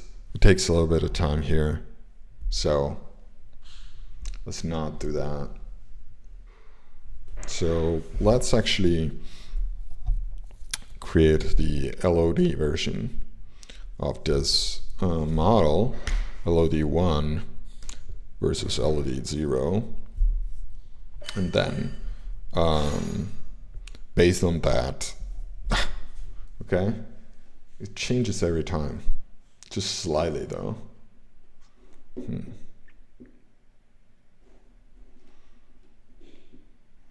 All right, not sure why. Oh wait, am I? No, that's fine actually. Bake into prefab.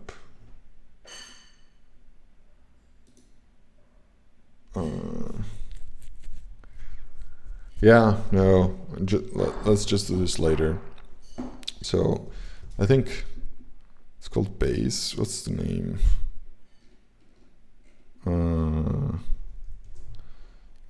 Okay, so to create a new prefab of this type,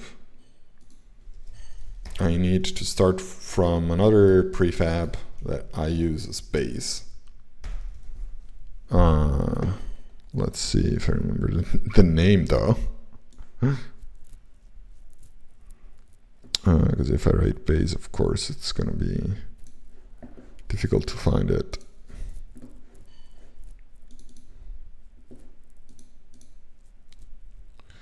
Buildings, basic. Okay, so this is basically like the prefab that I use then as a model for every building. So I'm gonna say I don't want this to be a prefab, so I want to unpack completely Then I'm gonna call this with the name, so cr4s1 var1 lots. And you see that it's too big. Wait, let me not show this. I want to use actually, let me show you so it's clearer. So you see that the green box is how big the collider is, and this by default it's a 2x2 building. Instead we're building a 1x1 building. Okay, so let's switch to 1x1, and then those are the LODs. So LOD 0, we want to use the thing which is baked, which is this one, right? Baked 0 mesh, or this one, baked 0 prefab. It's this prefab. So I'm just gonna throw it here. Yeah. Okay, so this, I'm gonna save it as prefab variant. Okay. And so this is what happens, like you zoom out, and after some time the load 0 kicks out and the load 1 should kick in. But as you see, there's no load 1 yet, so it doesn't work. So we need to create the load 1. So let's do that. That LOD means level of detail, right? And so we need a lower level of detail. So let's switch from Unity back to Blender, where we have our complete model. And what I'm going to do now is I'm going to save as, and I'm going to say this is unique to load 1. So the first thing I want to delete is this. We don't need that many faces. Oh, and then the other thing I want to do is I want to add decimate modifier here, right? And I want to decimate this a lot more. So even if it starts to look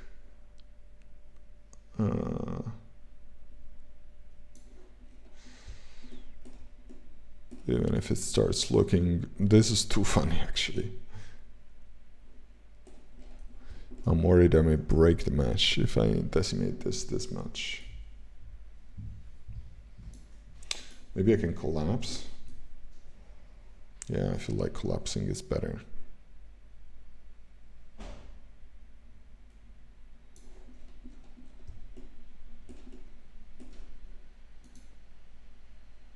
Wait, let's decimate first with planar material, because we were able to go down less than 1,000 faces.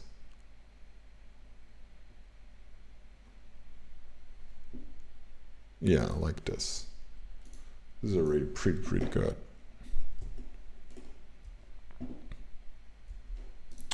Wait, I forgot. How many were those?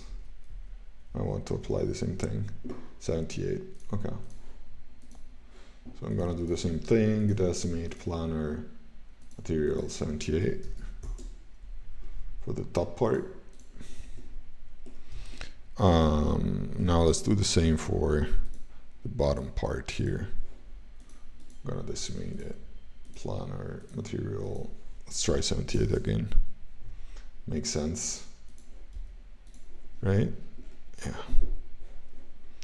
And then this decimate planar 70. Wait, I'm just using the same approach for everything.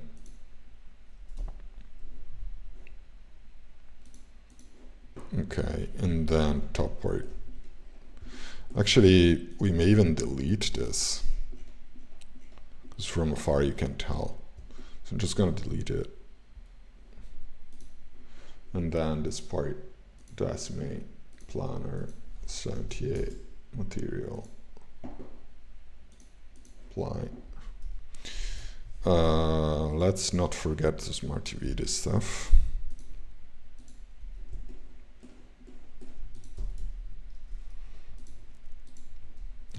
this.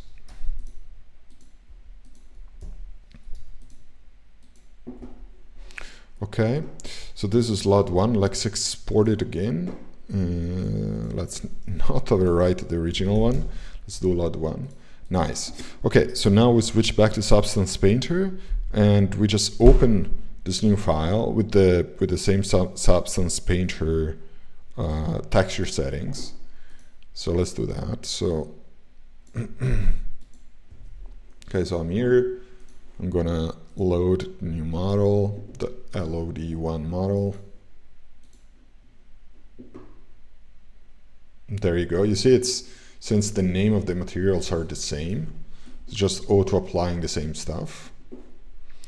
I want to bake again because the texture changed. So specifically the faces changed, right? And so I want to bake this again. I'm baking this again. You can see the progress of the baking process. Okay. And now I want to export it again, but this time I'm going to export it into a folder called LOD1. Otherwise I would overwrite my previous textures, right? Okay, I'm exporting at the same resolution just because I would then, I'm gonna bake this using the Unity Baker I was showing you before anyway. So there's no need to decrease it from the get-go. Okay, so now back to Unity. Now we need to basically do the same process again, where I'm gonna hide this, not to get confused. And then I'm going to look for the LOD1 model. Where is it?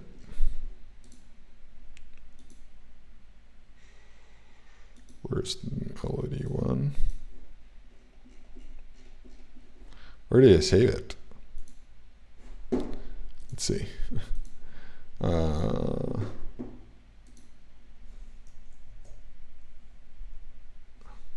It should be here. Didn't like it? Oh, I'm not seeing it. It's over here. Okay. So let's bring it there. Let's do 0, 0, 0. And now we need again to import the materials, extract materials. I'm gonna put that into the right LOD1 folder. I'm gonna do this again. So let's select all the materials. I know, I've already done that for LOD0. This actually, again, like I had a script to automate this based on the naming convention and everything, but it's good to, trust me, it's good to make sure that everything is set it up nice. You're not forgetting anything and stuff like that. And it's funny to see your model, you know, getting its texture one by one on the left hand side. Like, I love it. I'll be honest. All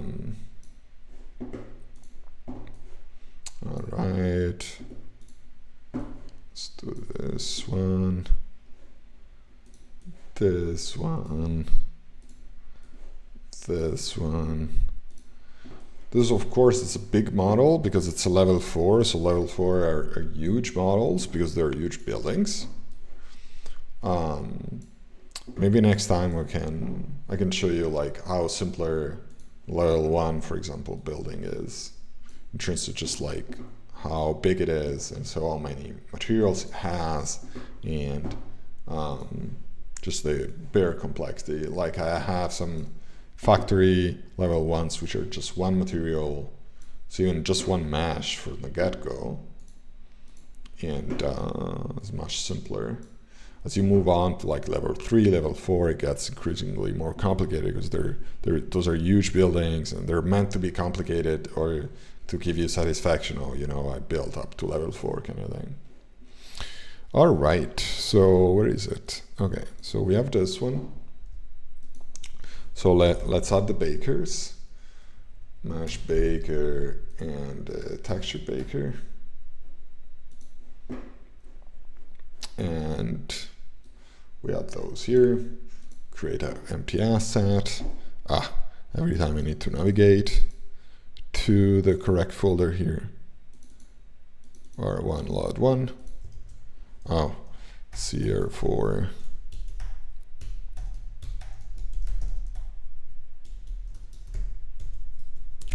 R1 load 1 assets. Let me actually copy this string because I will need to write it shortly again. So max atlas size, this is what I want to do. This has to be much smaller. Actually, let's do the even less. And then this has to bake into prefab. Also here we need to reselect the building name, the building location and name. CR4 is 1, 1. All right, baked. All right. And now let's bake these materials. Let's see how this turns out. Once this is going to be added, that's going to be the end of the stream. I've been streaming for a couple of hours, and I need to have lunch. But thank you so much for, following up. I'll be excited to rate someone. Let's see who else is there. Okay, so where is the baked prefab? Oh, geez. Oh, no, I didn't bake it yet. Okay, I didn't bake the mesh yet. Okay, so where's the mesh? There we go.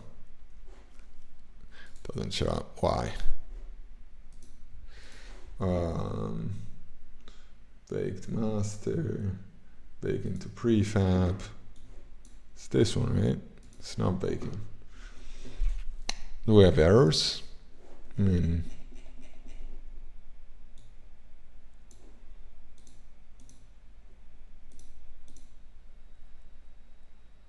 no meshes to combine.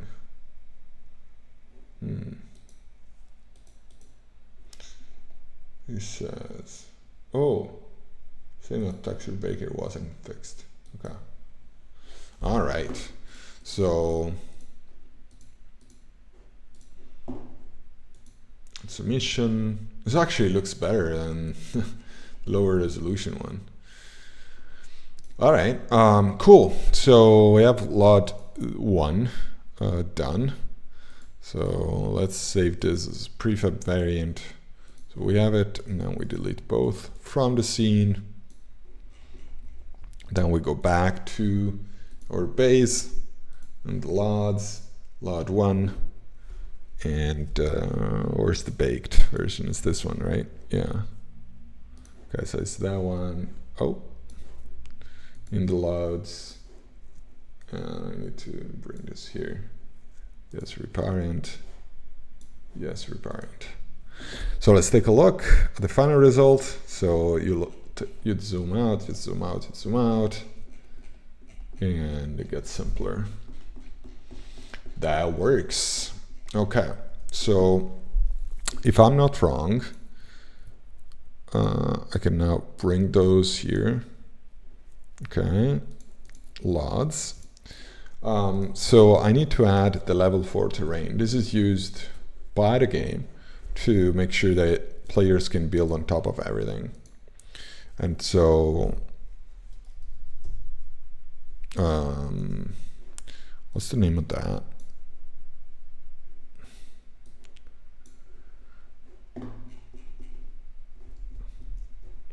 So if I'm not wrong, it's called level 4 terrain. Okay.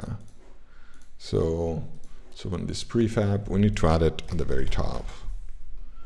Level 4 terrain variant. Unfortunately, this can't be part of the LODs because there's a functional part of the game as well. Okay. Okay, so this is how it's gonna look. Not super satisfied with the fact that it's sticking out a little bit. So let's, yeah, like this. Okay, this is better. Cool. So we have completed the model. So how do we add it to the game? Well, we just need to add it to our scriptable object, which is an object in, it's a way of like listing stuff in Unity. And one of those that I have is called old building models. And this that you see here contains a reference to every single model building. And this is used by the code to spawn the city.